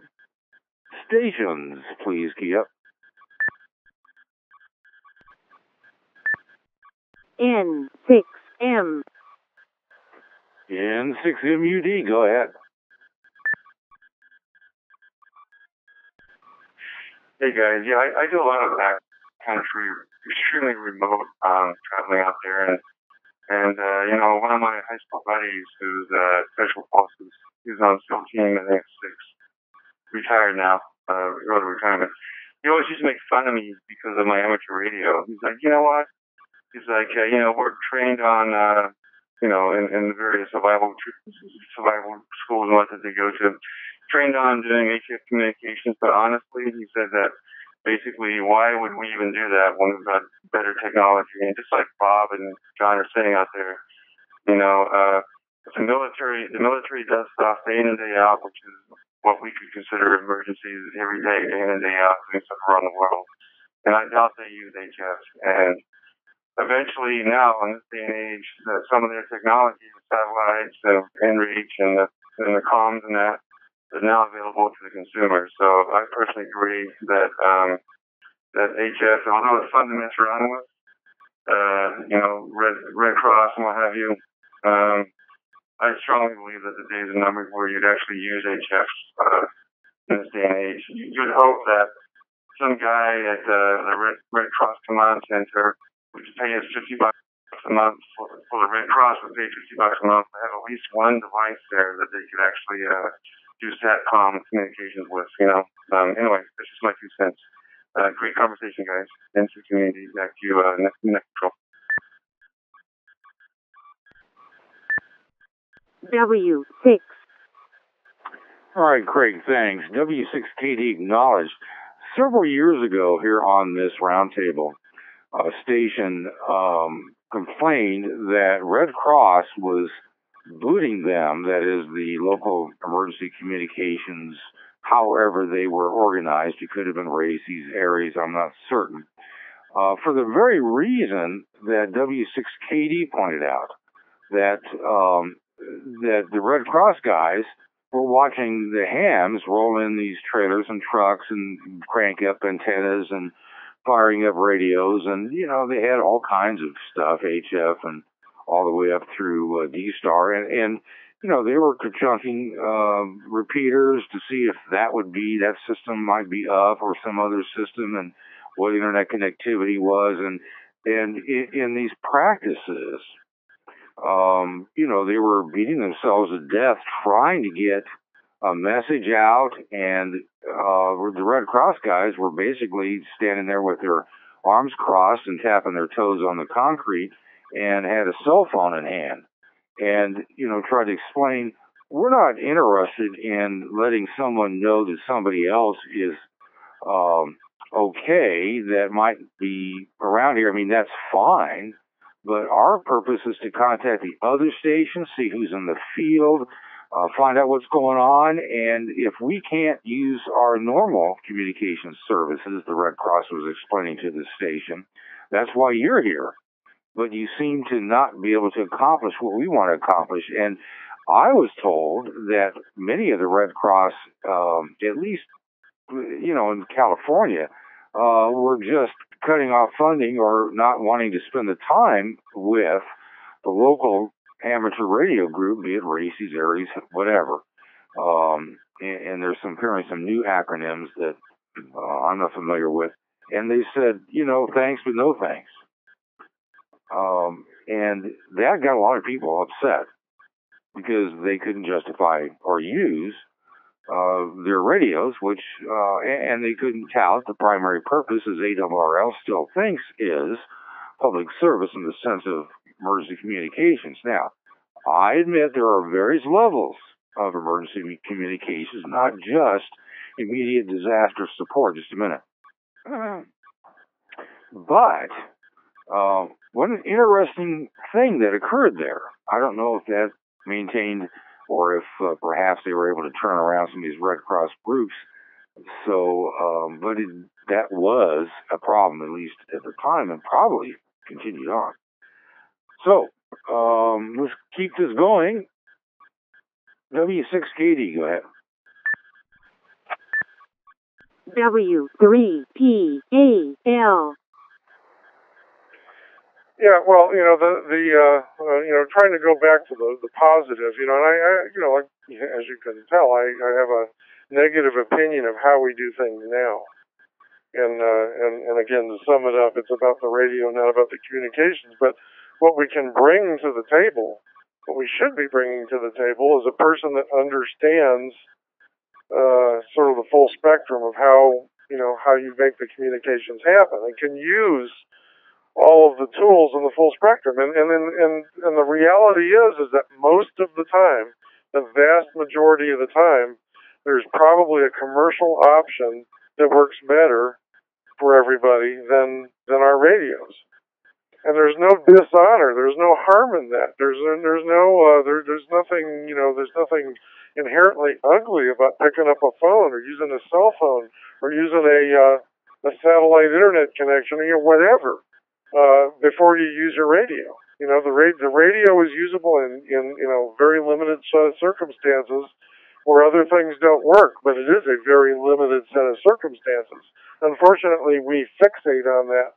And, if we were bringing people to the table that were experienced, trained communicators that, whose job and whose mission was to get the message across the fastest, most efficient, best way possible, I think people might look at us differently. I think we'd look at ourselves differently. And, unfortunately, that's not what happened. So,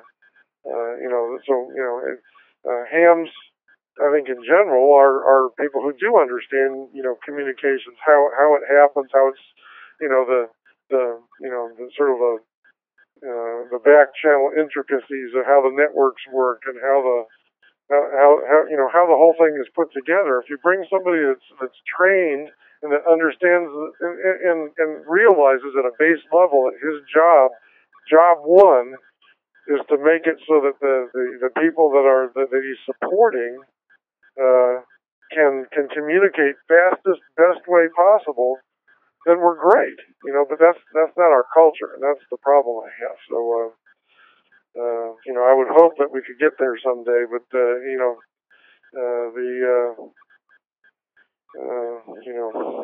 archaic Radio Resistance League doesn't seem to be the way forward there. So back to the net, W6KD.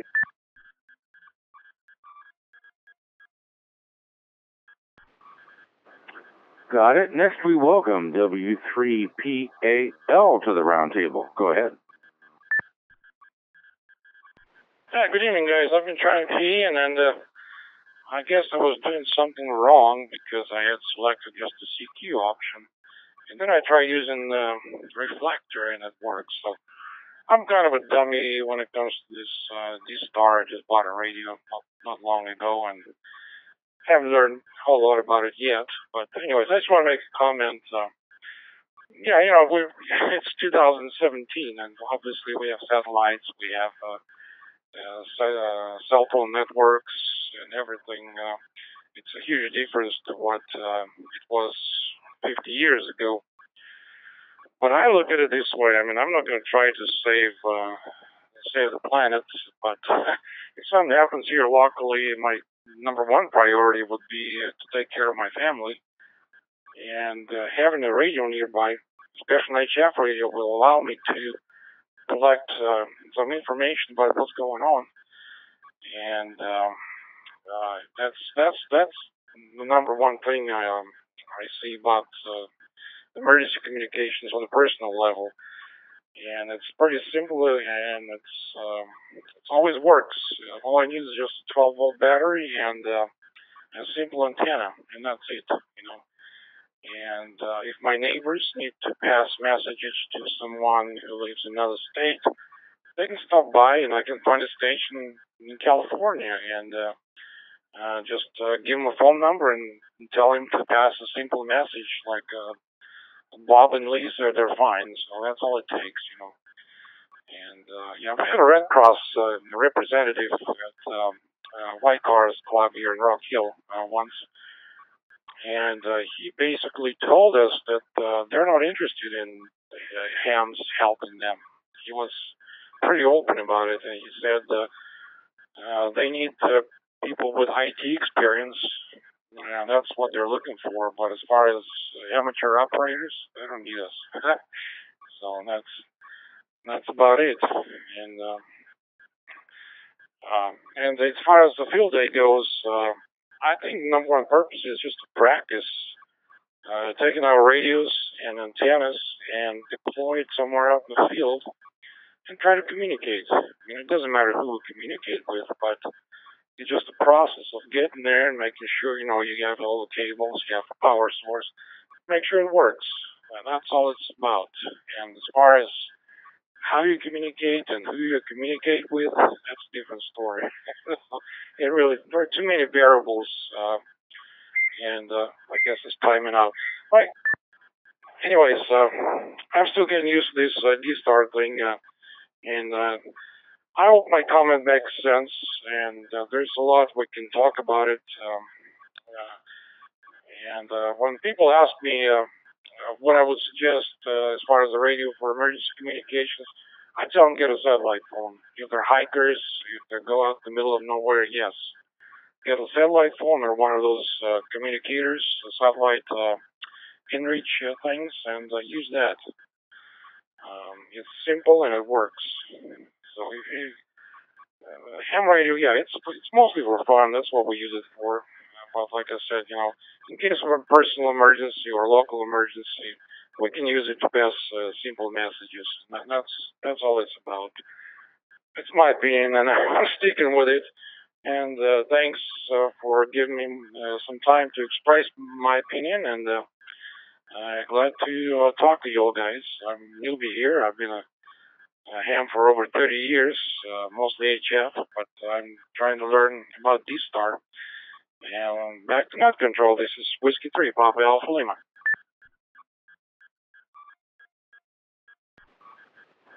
Let me have your first name for the log. It doesn't show up in the message field. W3PAL, go ahead. First name is Andre, Alpha November Delta Radio Echo, and I'm here in Rock Hill, Tucson. Yeah, I got that. I heard the Rock Hill, and I just assumed it had to be South Carolina. So, Andre, thanks for joining us. And the opinion you express is what we're here for. You're not going to get anybody throwing cabbages at you, and I certainly wouldn't let that happen anyway. You got a great station. My only complaint, if there were one, is to add in the 4-character field after your name after your call, is to put your name, maybe ANDRE. You only have, ANDR. Anyway, or something in the message line so that we know who you are. Just a suggestion. Don't have to do it. And we thank you for joining us. We like stations that key up. All right, so I'm out of stations, which of course is unacceptable. So stations, please key up now.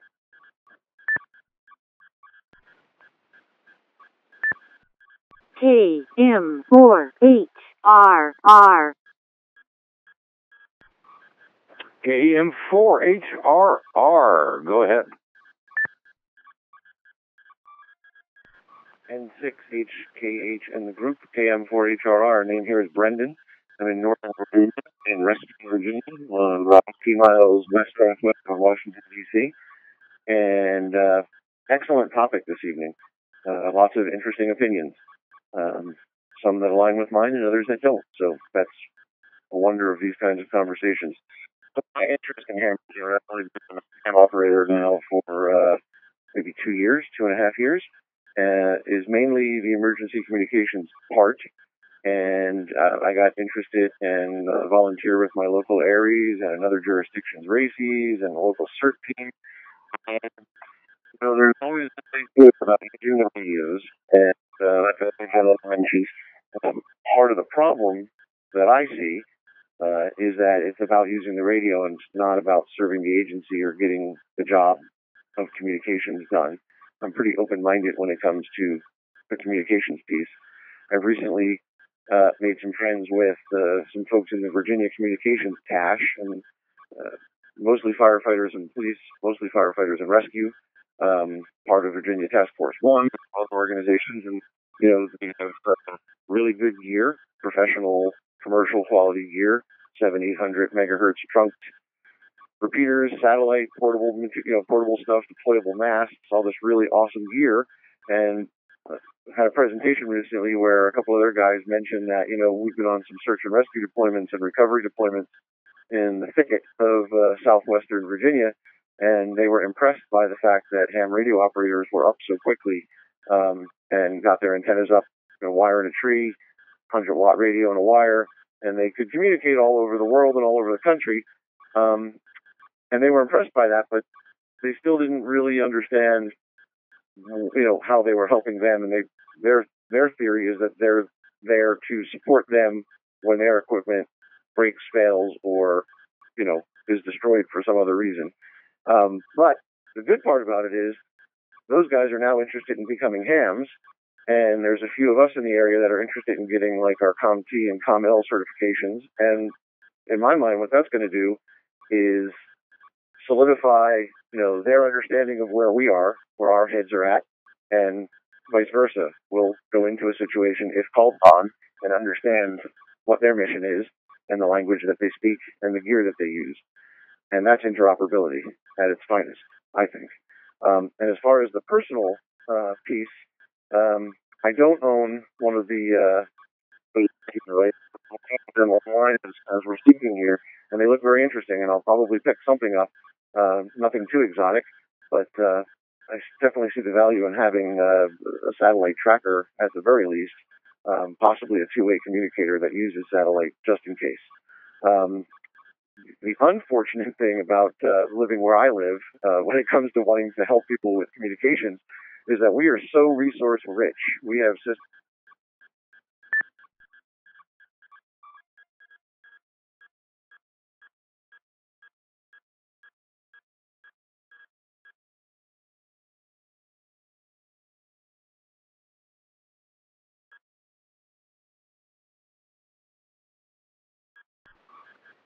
Well, we're just waiting for KM4HRR to unkey. He got caught by the timer, so please stand by.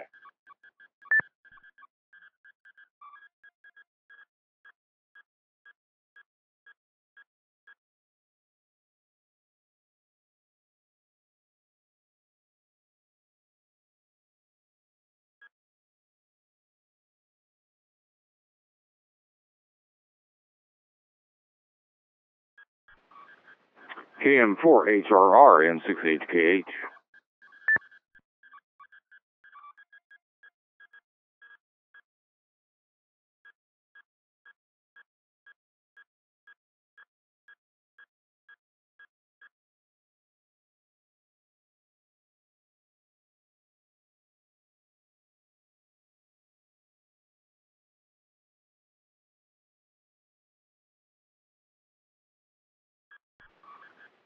Well, hopefully he'll realize that he timed out when he unkeys and nobody comes back to him, so just give him a few moments.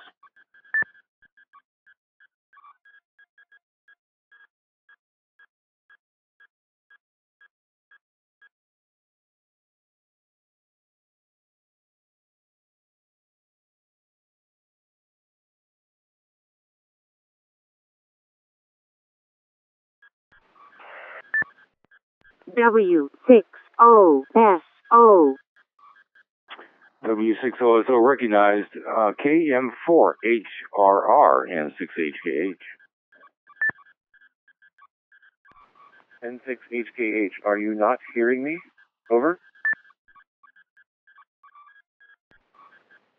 No, we heard you fine, but you timed out. And when you were saying we are so resource rich, 3 minutes expired, you got bit by the timer, and the rest of it we did not hear. So we were waiting for you to unkey. Do you want to pick it up from where you left off? That is what we could hear. We are so resource rich. It's up to you, KM4HRR. Go ahead. Yeah, sure. My apologies for that. I'm also having a little problem with this microphone, so I might think that I'm keying up and was not. So anyway, yeah, the unfortunate thing, which is actually a fortunate thing, is that we are so resource rich around here that we have backups to our backups to our backups and a lot of multi-jurisdictional interoperability in place. And all that was formed after 9/11 and the Pentagon and all that stuff around the Northern Virginia area. So to have amateur radio called on for assistance probably isn't going to happen in the when something really happens. They're aware that we exist, but they don't really like using us because there are so many resources at the professionals' disposal. Anyway, awesome topic. I'll continue to listen, and thank you for the time. James for Charles.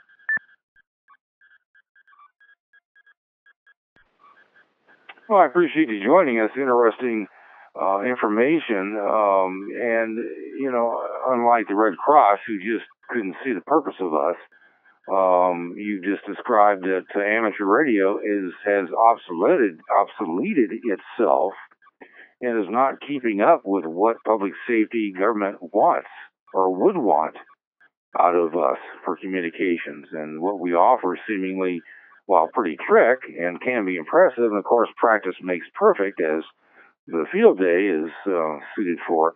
And what I'm hearing is that we're not asking, what do you need? And then working in that direction. Instead, we back up the truck and say, here's what we've got. What can we do for you? And I don't know that that's the approach in today's world, but that's what we're trying to decide. Or, well, not decide, but talk about. W6OSO microwave. Boy, I need to back up myself. Welcome. Go ahead.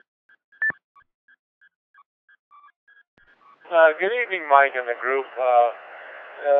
This is a timely topic. It's something that I know something about because I'm involved with it. I'm a member of the county racing group, and I'm a member of the Aries group. And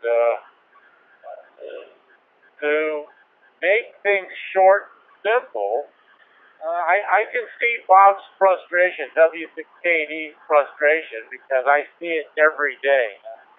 The organizations are not very well organized. Red Cross recently signed a memorandum of understanding with Aries. They've got rid of all the communication trucks and all the communications that they had, and they're counting on Aries to cover it. They're gone to satellite phones.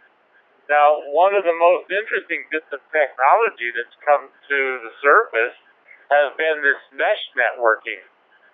We have mesh networks that are pretty well covered, Orange County up to LA County, and it's stretching into Riverside County as we speak. And it is a internet without an internet.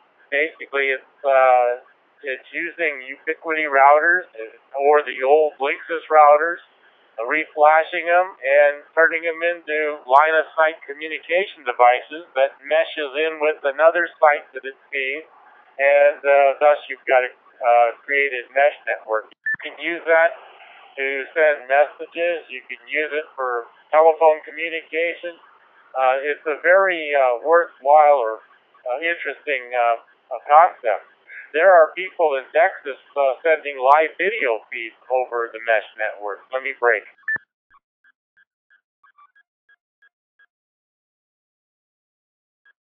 Now, I also mentioned that I was with County RACES. Our RACES organization was under the mandate of the fire department, which is subsequently reorganized.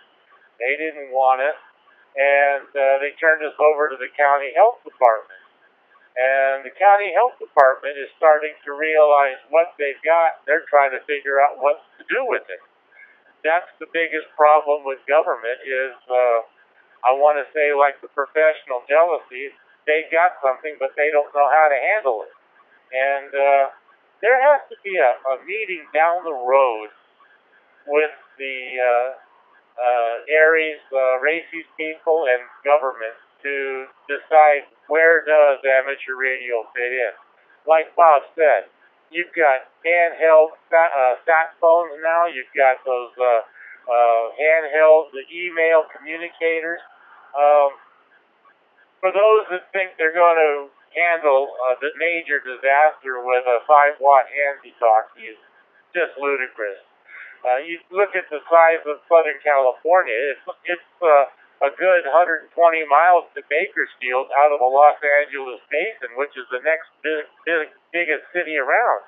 It's 90 miles to San Diego, which is the next busy city south of us. So, simplex is not going to work. You need a structure or a plan as to how you're going to get your communication outside of the disaster zone. And until somebody comes up with something like that plan, I'm just glad we don't have a disaster. And with that, I'll turn it back to you.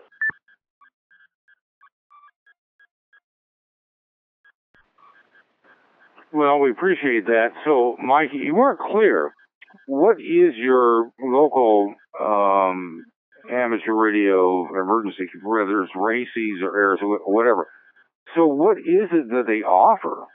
And, when it comes to meeting with government, you know how they are. They don't see themselves as under a mandate to do something with the amateurs.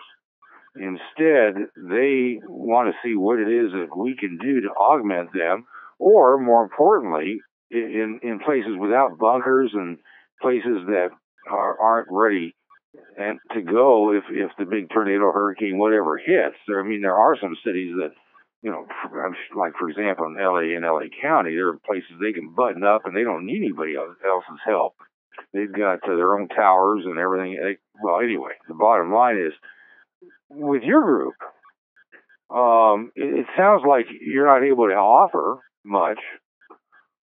But what is it that you're offering? Have you got your guys within your local amateur radio club, what is it that they say that they have that local government, or at least what are you offering to local government, whether they accept it or not?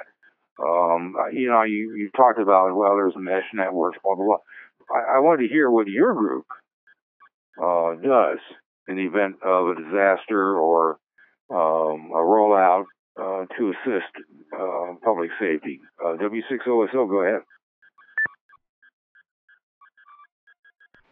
Well, the Riverside Club that I belong to, that is working with the county health department for RACES, does a lot of the maintenance of the cash radios the county bought for emergency services.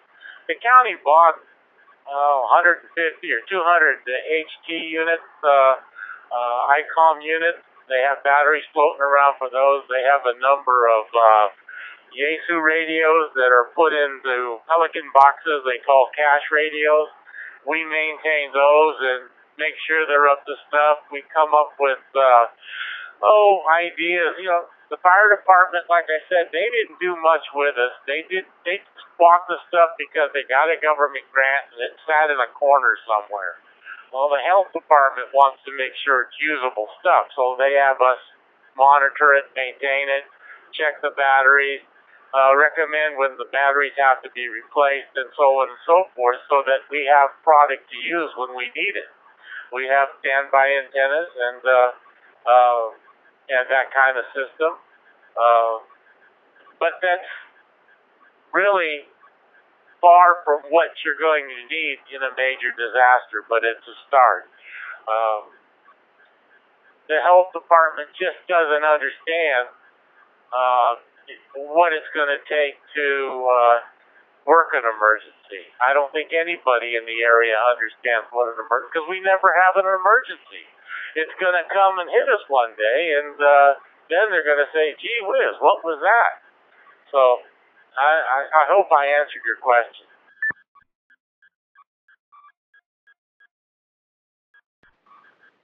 All right, Mike, appreciate you being with us. Stations, please key up. Z W6KD ZL1HN, recognized. Oh, also W6KD. So first to Brian, ZL1HN, go ahead. Very good there. Well, I'm coming to you from ZL1HND, which is the G3 ICOM rack that I'm playing with. An observation I've just made is that I linked to this one, and I was listening to you on ZL1CC, which is a different repeater in town, and I could hear everything, but no voices would come through until the station that was talking let his button go. And the next station up came through no trouble at all, so there's some sort of lockout until it gets its first sync code, I guess, from the new call sign coming through. Anyway, what I was actually calling about was that very valid point that the last station made. The amateurs in New Zealand had what they call an AREC section for years. It struggled on just resources by donations of other amateurs and equipment, etc. Until a few years back, they had a sort of a hurricane that did a lot of damage, and the amateurs were the only ones that had communication. And at that point, the government recognised the help and the service that they provided, and they made a fund available for the AREC, which is the emergency corps built from amateurs, and also representatives of police and representatives from the city council, AREC or civil defence emergency management division. And as a result of that, I think something like 11 or 12 DMR repeaters were bought and situated in the major centres around New Zealand. And that wouldn't have happened if it hadn't been for the good work of amateurs in the past, over many years. I've experienced quite a bad earthquake when I was a young fella, and the amateurs were the only ones with communication. What I was about to say when I spoke last was our fire service here have built 17 Have-Man Command trucks, and all those trucks have satellite dishes, about a 1 metre dish on them, and that can interface into telephone networks or internet or radios. And the first event for one of those trucks, one of the first that were made, was the Pike River mine disaster, and that was on the west coast of the South Island, where there was no repeaters, no telephone.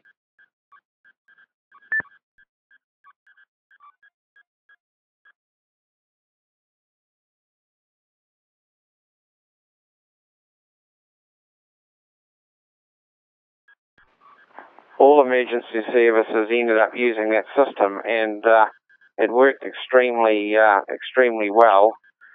Those trucks cost in the vicinity of $800,000 a truck to do.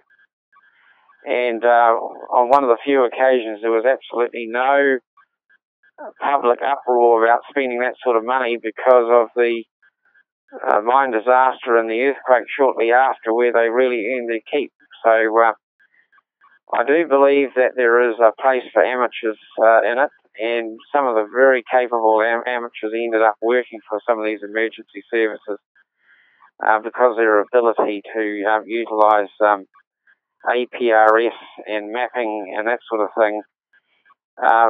Without a doubt, the best communication that any emergency corps can provide is a text data, a typing service, if you like, because it's well known that voice communication, the messages can get scrambled as they're being relayed through different stations. That's my 2 cents worth. Thanks for that, and back to you, Mike. Over. Brian, I appreciate it. A thought came to mind.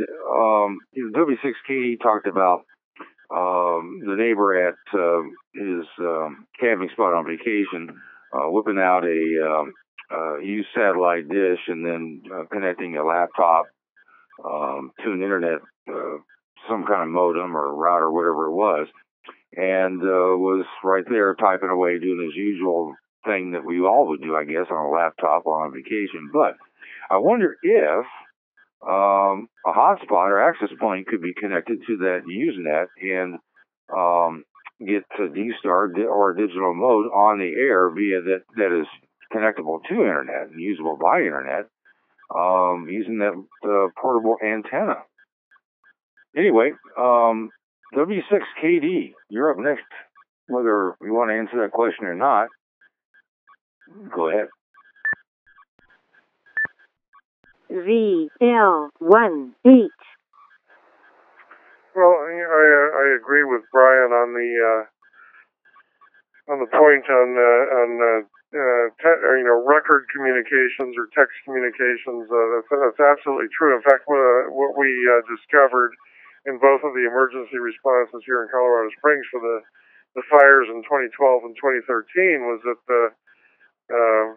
they needed packet communications or something that would allow them to send essentially emails.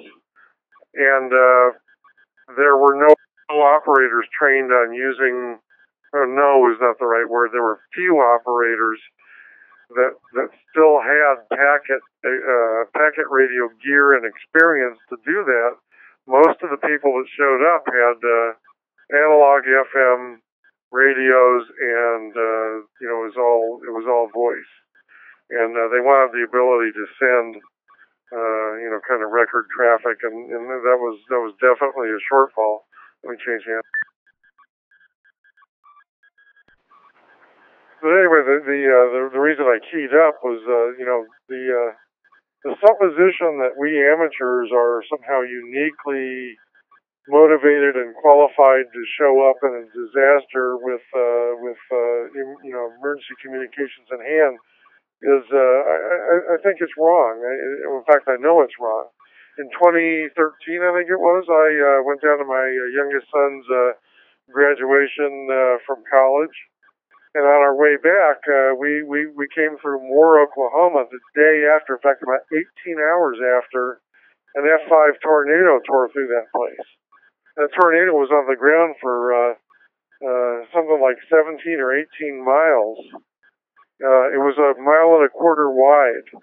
It looked like a horizontal, it looked like somebody had driven the world's largest, like somebody dropped the whole neighborhood into a blender. It was terrible. But 18 hours later, I had a 4-bar signal on Verizon. Verizon's revenue last year was like $250 billion. These guys are rolling in cash, and anybody that believes that Verizon and AT&T and Sprint and Nextel and all these other companies don't have plans and equipment in place to very quickly reconstitute communications in an emergency needs to pinch themselves and think again, because 18 hours after that tornado tore through there, they had temporary cell towers up and arguably better communications than they probably had before. They were on top of it very quickly. And the emergency communicators and the like, they were using cell phones, the same stuff that they use day to day, which is, in the military again, train like you're going to fight, bring capability that people are already familiar with, let them use their regular emails, let them use their regular cell phones, etc. So for us to convince ourselves that we somehow are the only ones in the neighborhood with an interest in or the capability of providing communications is baloney. These guys have money, 10, 15 orders of magnitude more than what we've got to throw at it, and they have every interest in the world in making this stuff work. So that's the other piece of it too. How do we, we don't understand where we fit into the equation in modern times. That's the problem. W6KD.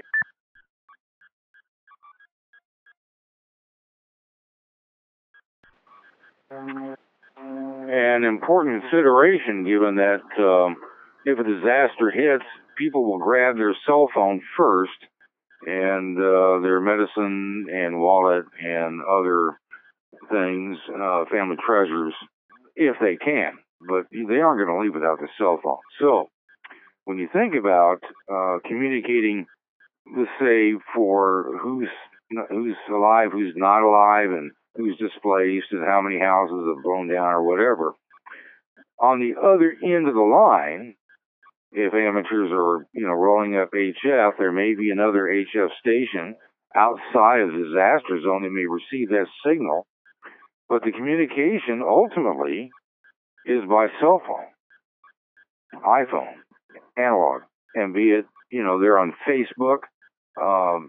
There's, as you guys know, there are a lot of apps now that, to let others know you're okay. You go to Facebook, for example, and hit a button, and you say you're okay. And the communication is carried by Facebook. Obviously, there's a disaster at one end and not the other, but you can get out on your cell phone. So how do we fit into that scenario? Bob said it best. In modern times, are we providing a modern service? Z01HN, I got you again. Go ahead.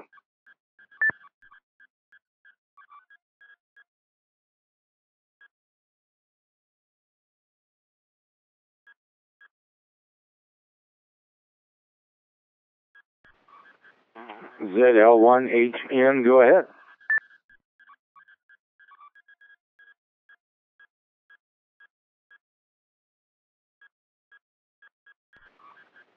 All right, no response. Stations, please key up. W3PAL. W3PAL, go ahead. Yeah, if you don't mind, I'll make another comment. We talked about natural disasters like hurricanes or tornadoes. Yeah, the Red Cross can show up. We're military. They'll establish communication.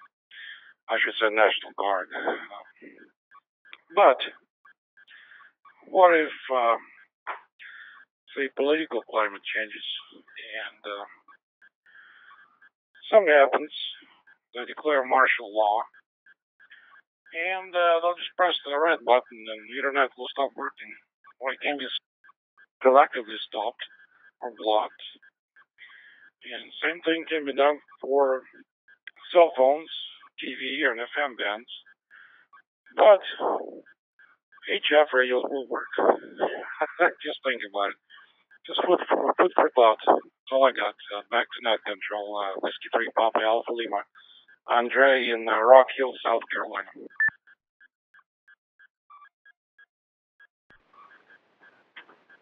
Well, it's an interesting point. Stations, please key up. Did I drop off, Mike? ZL1. Z01HN, Brian. Actually, when I called for you, we never heard you, and I called for you twice after you keyed up. Didn't hear a thing, didn't see a thing. So I'll give it to you, and you have to start over. Z01HN, go ahead. Roger there. I may have keyed up too quick, but just one of those anomalies of the digital mode, I guess. What I was saying was I have successfully used a DVAC on a satellite phone connection, and it worked very well. Spoke to guys in the States and Canada on it, and I'm sure that if I had had a laptop, I could have used DRATs as well. I was also mentioning about now I lost that thought. Never mind. Oh yes, I know what it was. MeshNet. You can connect a D-Star hotspot to a MeshNet, and it does work okay. And I was saying, I believe John, ZL2TWS, has played with that a wee while back, and was quite successful. There's quite a bit of MeshNet around New Zealand. It's sort of one of those sort of niche areas of ham radios. You've got to be interested in it to be involved. But I do believe that there is a place for amateurs immediately after any event, because they're ready and able to go. And it does take emergency services time to get themselves organised. It's sort of about 1 hour, 1.5 hours they're usually on site and running. Well, that's been our experience down here with the different events that's happened. So thanks for letting us in again, and join the net.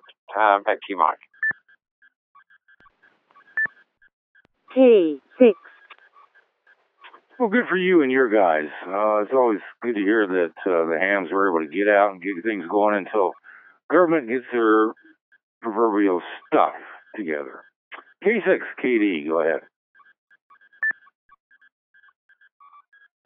Okay, well, one comment, and then I had a question for Brian in New Zealand. But, it may be that all this emergency communication stuff is just most useful as a way to justify hanging on to frequencies.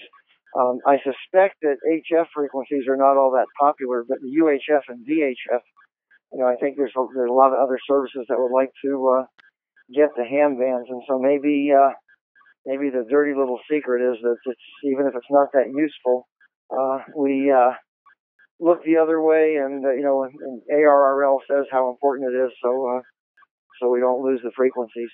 But I do have a question for Brian, but I'll pass it back to you, Mike. Is which satellite service and which particular type of satellite phone did you use to that worked out? But anyway, back to you, Mike.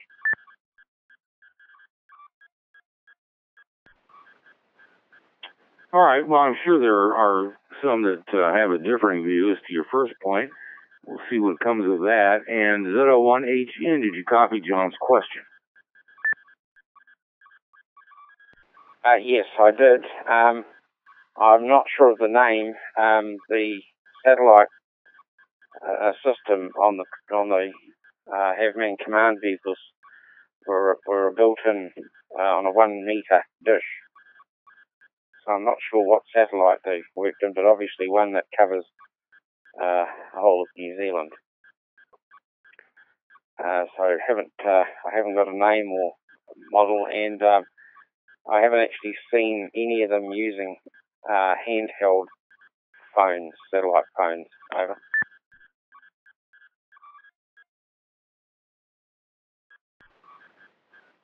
Alrighty, so what do you get out of these satellite phones on a retail basis? I mean, who supplies them? And is it like a true phone, like a cell phone, where you can dial up any number and get a connection, or is it limited to service within the service provider's protocol, that is to other people with the same kind of phone, or is it like the old two-way service where you connect with an operator and then have them connect elsewhere? And in addition to voice on these satellite phones, can you do video? And what about text or email? And also, I haven't heard too much about the cost of it, and perhaps everything varies by satellite, that there is no common system. Just questions I was asking. Stations, please key up. K6KD.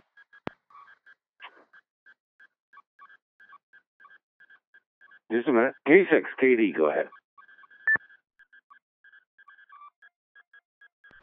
Okay, I understand. Well, yeah, Brian, that's fine. I was just wondering if it was something like a Inmarsat, Globalstar, Iridium, something like that. But to answer your question, Mike, very similar to using a cell phone. There are details that vary from provider to provider. If you have a Globalstar phone in the U.S., you can get a regular U.S. number, so somebody can just call you with the dialing area code and the phone number. The other services generally will have an international number. At least Inmarsat will have an international number with its own country, the equivalent of a country code. Which is for Inmarsat. They used to have different ocean codes, but that's been combined, so you don't have to know what ocean, if they're maritime. But yeah, generally it works like a satellite phone. If people can call you, and depending upon the service that you have, they can call you. And if you don't have your phone on, or they can leave a message on voicemail. You can call anybody else. You just dial a phone number, and then as far as the text, generally, and again, it depends on the service. If you're using a handheld phone, the text speeds are fairly slow. It's suitable for email, but not video or streaming services. Some of the satellite services have other terminals that look like laptops that are more designed for data. But yeah, for the most part, it's just like having a cell phone. Back to you, Mike.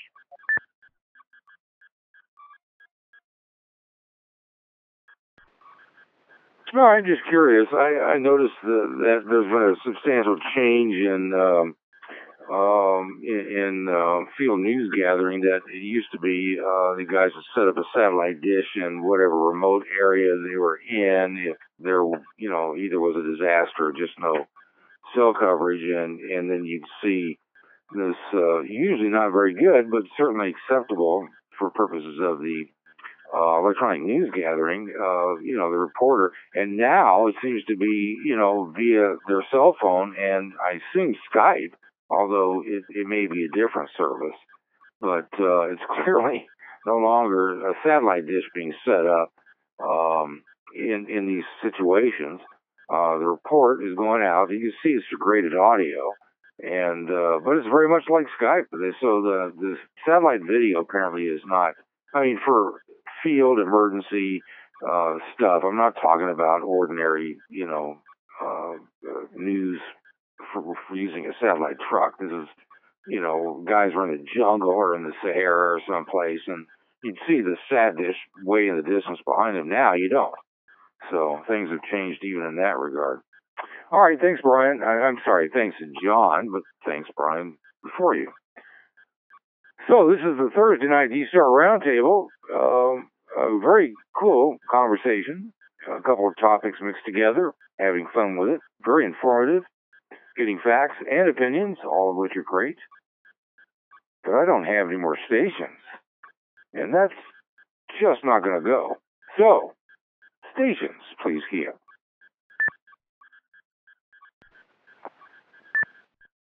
KE0AYJ. And we have Andy, KE0AYJ. Go ahead. Good evening, Mike and Annette. Finally cooling down over here a little bit. I'll be back in the States next Tuesday because I know you're going to ask. I feel that you're going to ask. But anyway, question answered there. Satellite phones. My son has one. He's up in Alaska, up in on the homestead, completely off the grid. And he's got one. It cost him, I think he said last time, it was $2.76 a minute to use, and he has an Ericsson. It will do video, but it's it's sort of kludgy video. Put it that way. A lot of pixelization goes on, and it's not that all that great and stuff. Resolution is not that great, and things like that. But still, photo. It's a 5 meg camera on the thing. So it's not all that great, but it's comparable to many cell phones. And the picture quality is pretty good just using that. He's got a U.S. number, and because he only turns it on once in a while when he's calling me, that's the way the way he holds the bill down, because everybody in the world will be calling him, and he's pretty much retired from that kind of stuff. I have what they call an AS phone, and it's for emergency management. So when and if anything happens where they have to take over the cell phone system because of a local emergency, I still have coverage, and it switches to any service automatically. If they take over a wide area or even a state and say they need complete state coverage for that particular area, my phone still goes through. And we've actually tested it one time. Well, it actually wasn't a test, it was something else going on. But anyway, it does work, works quite well, and that's a freebie from an agreement that the FCC has set up with the all the carriers that are licensed in the United States by allocation. So that works, and works quite well. All the other stuff, HF radio, you got to remember back in World War II, I think federal government moved in and shut down all the amateur radio stations on HF, turned the frequencies over to the government, basically, for them to use. So, and that can happen too. D-Star and everything probably go by then, until it's all over at least. K0AYJ, back to Matt.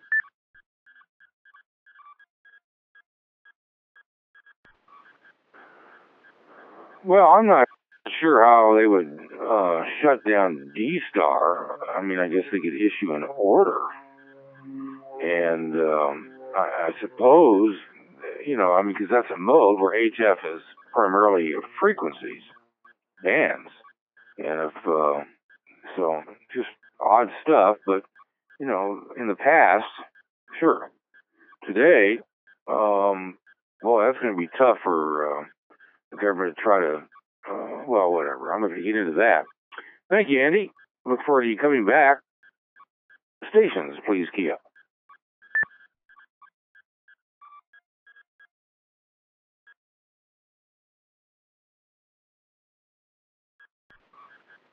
All right, nothing seen or heard. Perhaps this is a good time to conclude this particular topic, and I will do that now. And, you know, because emergency communications, especially in trying to integrate D-Star in them, and there's a number of the amateur groups, the races, etc., have had knowledgeable D-Star presenters present, well, D-Star to a group of people that were rather, you know, stoic about anything other than what they already have planned and have practiced, but they were interested in digital communications, and I'm glad that they were. I don't know if that went any place, but we'll carry this on, and certainly mesh networks are, you know, they're talked about, but they're hard to access, and they're just not readily available to everyone. I know there's a, you know, bunch of guys that work and maintain and monitor and are ready to go on mesh, but it's not like you can just run down to the ham store and say, I want to be on mesh, you know, where's my radio, where's my device, and join them on up. It's there's a lot more to it. And perhaps that might be a topic, given that D-Star does and has in the past occasionally operated on mesh, although I don't think that's the protocol of favor. So with that, just a minute. I think it's appropriate to take a pause and open it up to see if there are questions of any nature related to D-Star operations, protocol, and equipment, as well as other open source digital systems. We'll see if we can't get those answered now. And also, if there's a topic that you'd like to have discussed, we'll certainly take it into consideration. If we can't start it tonight, perhaps we can do that next Thursday. But this is the time when we do open things up, because we don't want you pacing back and forth, wondering when we're going to get off of this one topic and allow stations to ask anything that's on their mind. Well, within reason. We call it the open segment. Let's do it. Stations, please key up. W N Y V R P. I have W3PAL and N5VRP. Let me Dennis, I'm sorry.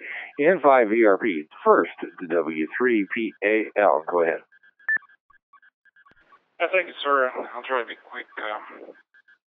Question. I bought a new ICOM ID 5100A, and the radio works, but I purchased a Bluetooth unit.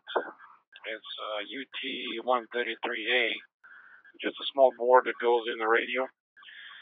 And I was wondering if any of you guys were able to connect this Bluetooth device to any of your phones or Android devices.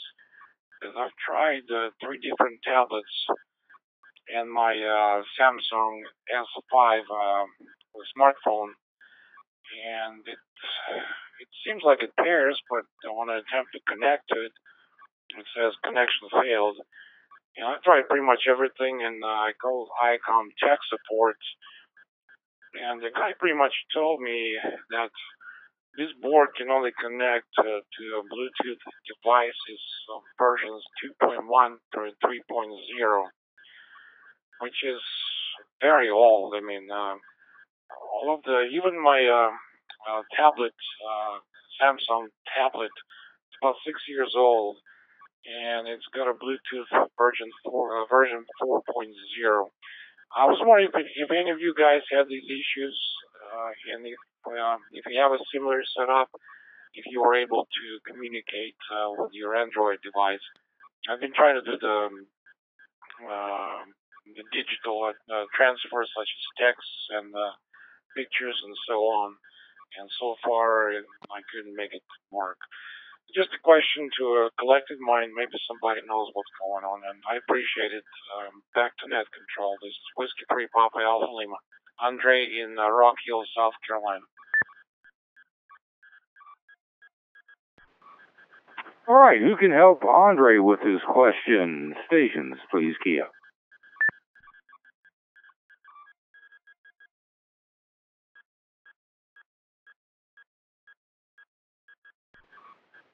Well, this is not good. I mean, look, 5,100 users, I know you guys are out there, and I know that some of you have bought that Bluetooth device, that board, and put it in your radio, and is it intended to connect to any other Bluetooth device that can pair? Is it, as Andre suggests, limited to 3.0? And it's possible that it only connects to other devices with the same ICOM board. I've seen some radios with, the limitation is the ICOM device connects to either an ICOM device or a specific ICOM app on another device. So there's a bunch of you guys out there. I know you got them. Don't be shy. Let's help them out. Stations, please, Kia.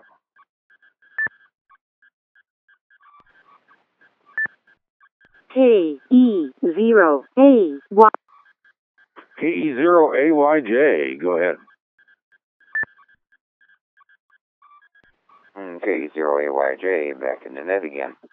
Yeah, the 5100, I have one with the Bluetooth in it.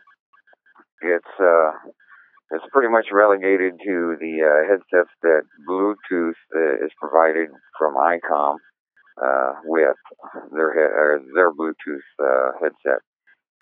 There are just a few others. I think Parrot is one of them that'll mate up with it and work. But that's about it. I can see on my system in my truck, it's got Bluetooth in it, and I can connect to Bluetooth via that way also. But it connects and it recognizes it and everything. However, it will not do anything. It knows what it is and everything. It sees the nomenclature of it and everything, but it cannot really pass audio to or from the 5100. So it's very selective on what it does and what it can be mated with. So there you go. And I think the manual also states that. Back to that.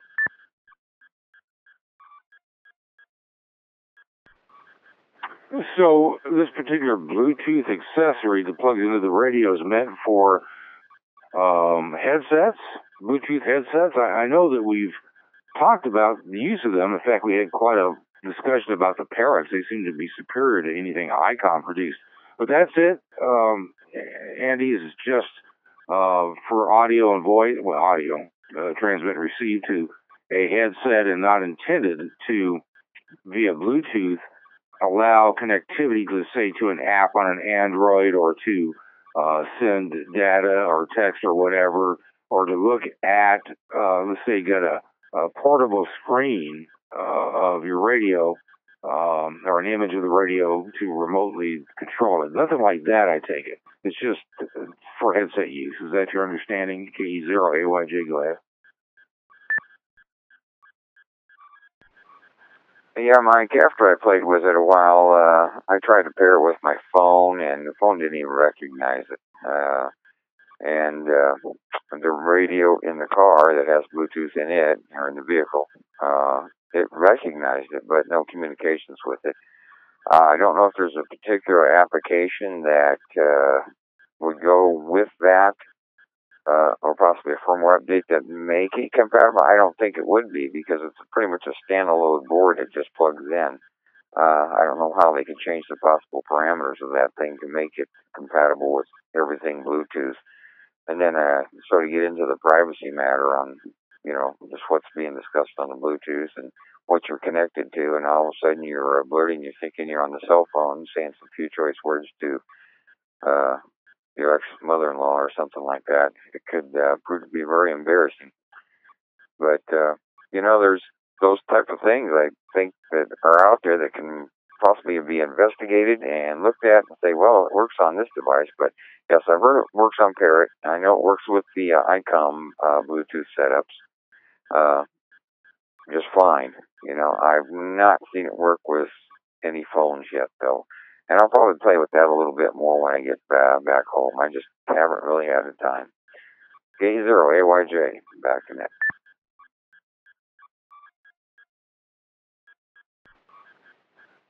All right, Andy, thank you. And I just took a quick peek at a couple of things about it on the internet, and it does appear to be the case that,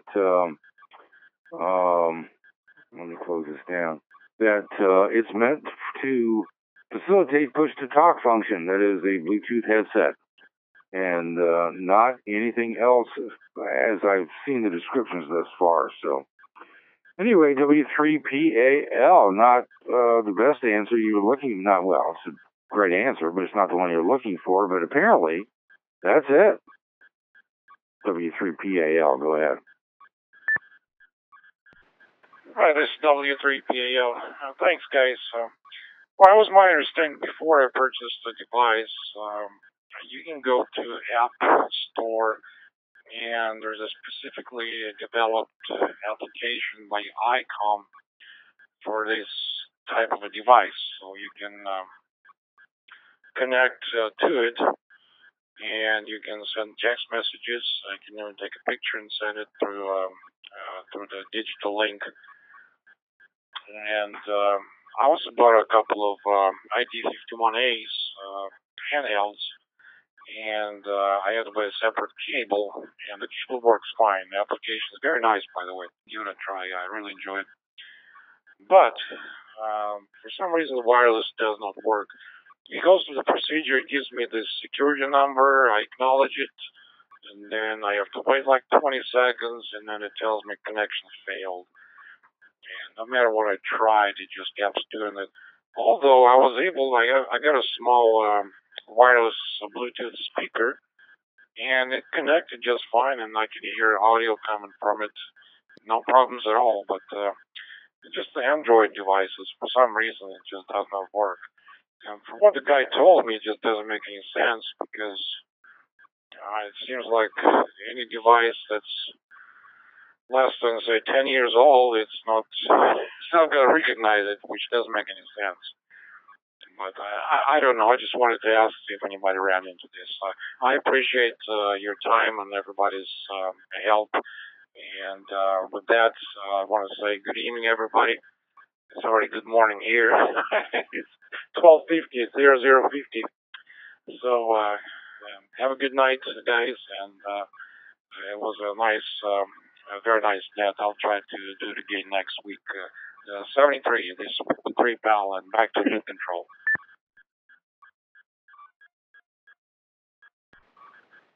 All right, Andre, I'm sorry I didn't mispronounce your name. Thanks for joining us, and we'll catch you on D-Star. Next, we welcome Dennis N5VRP. Go ahead. Good evening, Mike, and everyone on the net. I just wanted to say that emergency communications is quite important, especially this time of year. And we just kind of missed this little storm come in here, and it's still giving us quite a bit of rain yet, even though it's far to our north. But could have been a lot worse. But it's that time of season for the Gulf Coast, so you just never know what might come up.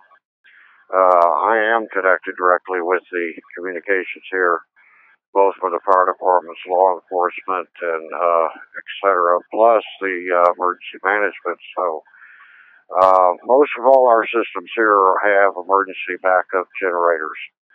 So that all transpired during the shuttle accident over here.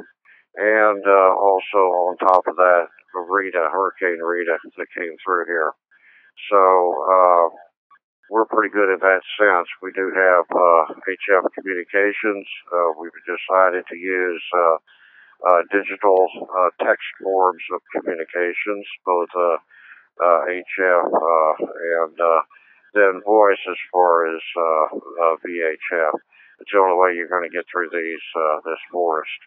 UHF just isn't going to work. But in town, as just a local, within the local vicinity of the town itself, to talk to the hospital and communicate with all the county officials and all.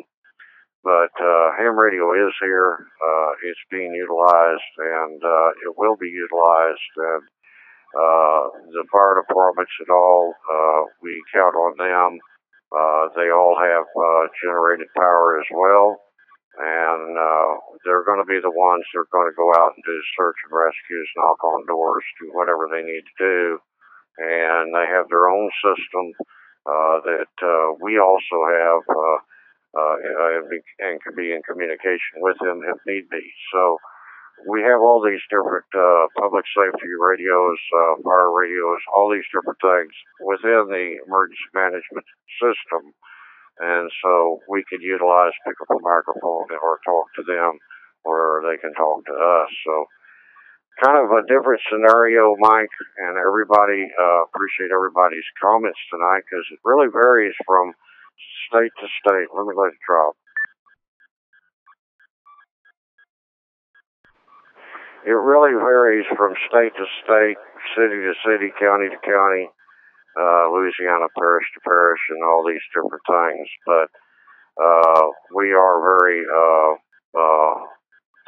grateful for what we have here. Even our amateur radio repeater for the emergency management is on a tower that covers extremely well the entire county, which is very diverse terrain down into the lake front.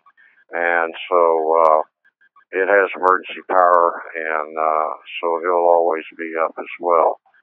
So we're very lucky with that. And most all our communication is done VHF, P25, and analog both. Anyway, back to you there, Mike, and hope you do carry on with some of the emergency communications in some segment of your program here, because it really is important to talk about for emergencies, not only hurricanes, but tornadoes and fires, wildfires, and et cetera. So appreciate you letting me chime in and give my 2 cents or 3, I guess it was. Maybe I overdid myself. Anyway, back to you, Mike, and Nat. Great Nat in 5 here.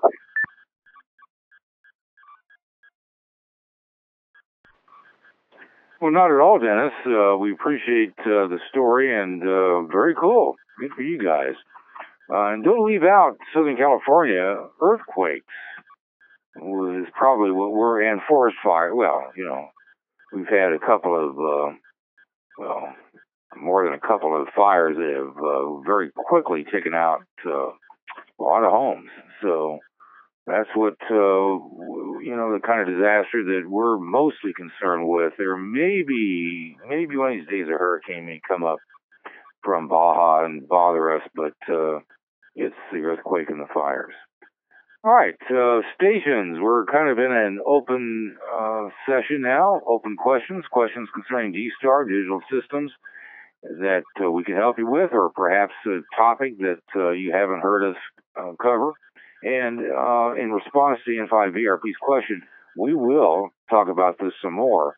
There's a couple of stations that are involved in some really forward-thinking emergency communications and emergency communications management groups that I don't think they have an HF radio in their vans, but they have everything else, and they even have a plan to put an amateur up in a helicopter and shoot video and transmit it back to the hands, and then display that for government so they can get their stuff put back together. Pretty interesting stuff, but we're going to get, hopefully, some speakers that can join in and help us out on that.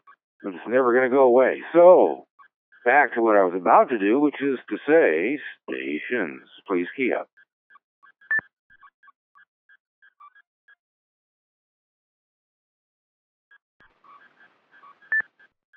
KE0A. KE0AYJ. Go ahead. Well, luckily I'm still awake, and I know a lot of the guys over there on the East Coast are probably zonking out really quick here. But it's just a little bit after 7 here. Anyway, we were talking emergency communications and EMA and whatnot, and wrote a grant, probably 8 months ago, for some money from the federal government and the combined state government to see if we can pull something together. And we got us a drone, and I did not know what kind of drone we were even going to get, but we ballparked it and everything, and we got us a real nice drone, and had to get a old DOT pickup truck to use to carry it around. The legs fold up on the thing, and it can lift 14 pounds, so it can carry a lot of stuff, and it costs quite a bit of money. But boy, I'll tell you what, going to the class, learn how to use that thing was an experience and all by itself. But it's programmable, GPS on it, return to base button, drop dead transmitter, so if it loses communication, within 30 seconds it'll turn around and fly itself home. You know, you can pre-program a route. You can do live video from it. It uses, we got 900 megahertz on it right now, linking video on it, so it works good. It also carries 1.2 if we want to use that. So it was really neat and everything. It'll work with an iPad or a Android phone or Windows machine, or you can use the controller itself with a plug-in display on it and look at it that way and feed it out. Feed the video out via Wi-Fi to a television if it's got Wi-Fi, so everybody else can see it in the area. Very nice outfit. Yeah, we've used things like that for quite a while. P25 seems to be the up-and-coming thing. A lot of the Aries groups and Races groups are System Fusion.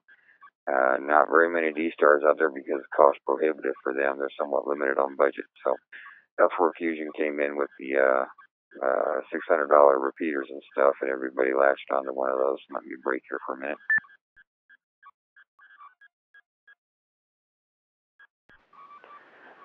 Everybody latched onto the Fusion repeaters, and The strange thing about that is that they put it in the analog mode.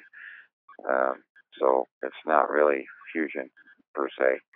They've got an AMS, but nobody uses anything with the digital side of the house. And I think there's very, very few people around that area and at one EMA office that I work at that use it. In the second office, they have a dedicated digital repeater that they're sending video through and pictures through and voice. So and it's way up high. It's up north, up by Indianapolis, there in Indiana. But two different locations, two different state locations, with a third coming online, and they're talking about linking and things like that. So yeah, there's a great thing about emergency management that we can go on and on and on for hours and hours, and what it is, and Ubiquiti networks, and mesh things. We're looking at a mesh network right now for one of the installations for one of the hilly areas where communications isn't that great. K0AYJ, back to net.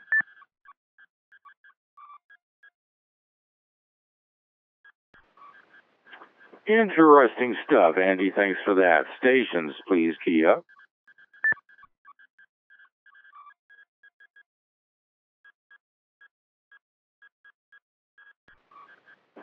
All right, well, it looks like the open segment is over with, and we're going to close that, and let's just see how close we are to concluding the Thursday night D-Star Roundtable.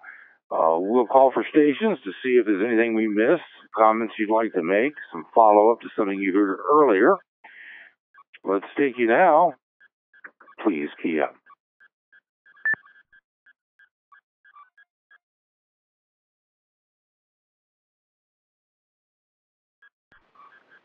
Alrighty, nothing seen or heard, so I'm going to assume that we've pretty much done in what we had planned to do for tonight. We'll have some new topics next week, and we will continue our conversations about personal emergency communication systems as well as amateur radio's place in the larger scheme of public safety, personal communication, support of government, areas, races, and the like, and what we should be talking about, how D-Star fits in, and what we shouldn't be dealing with or worrying about anymore.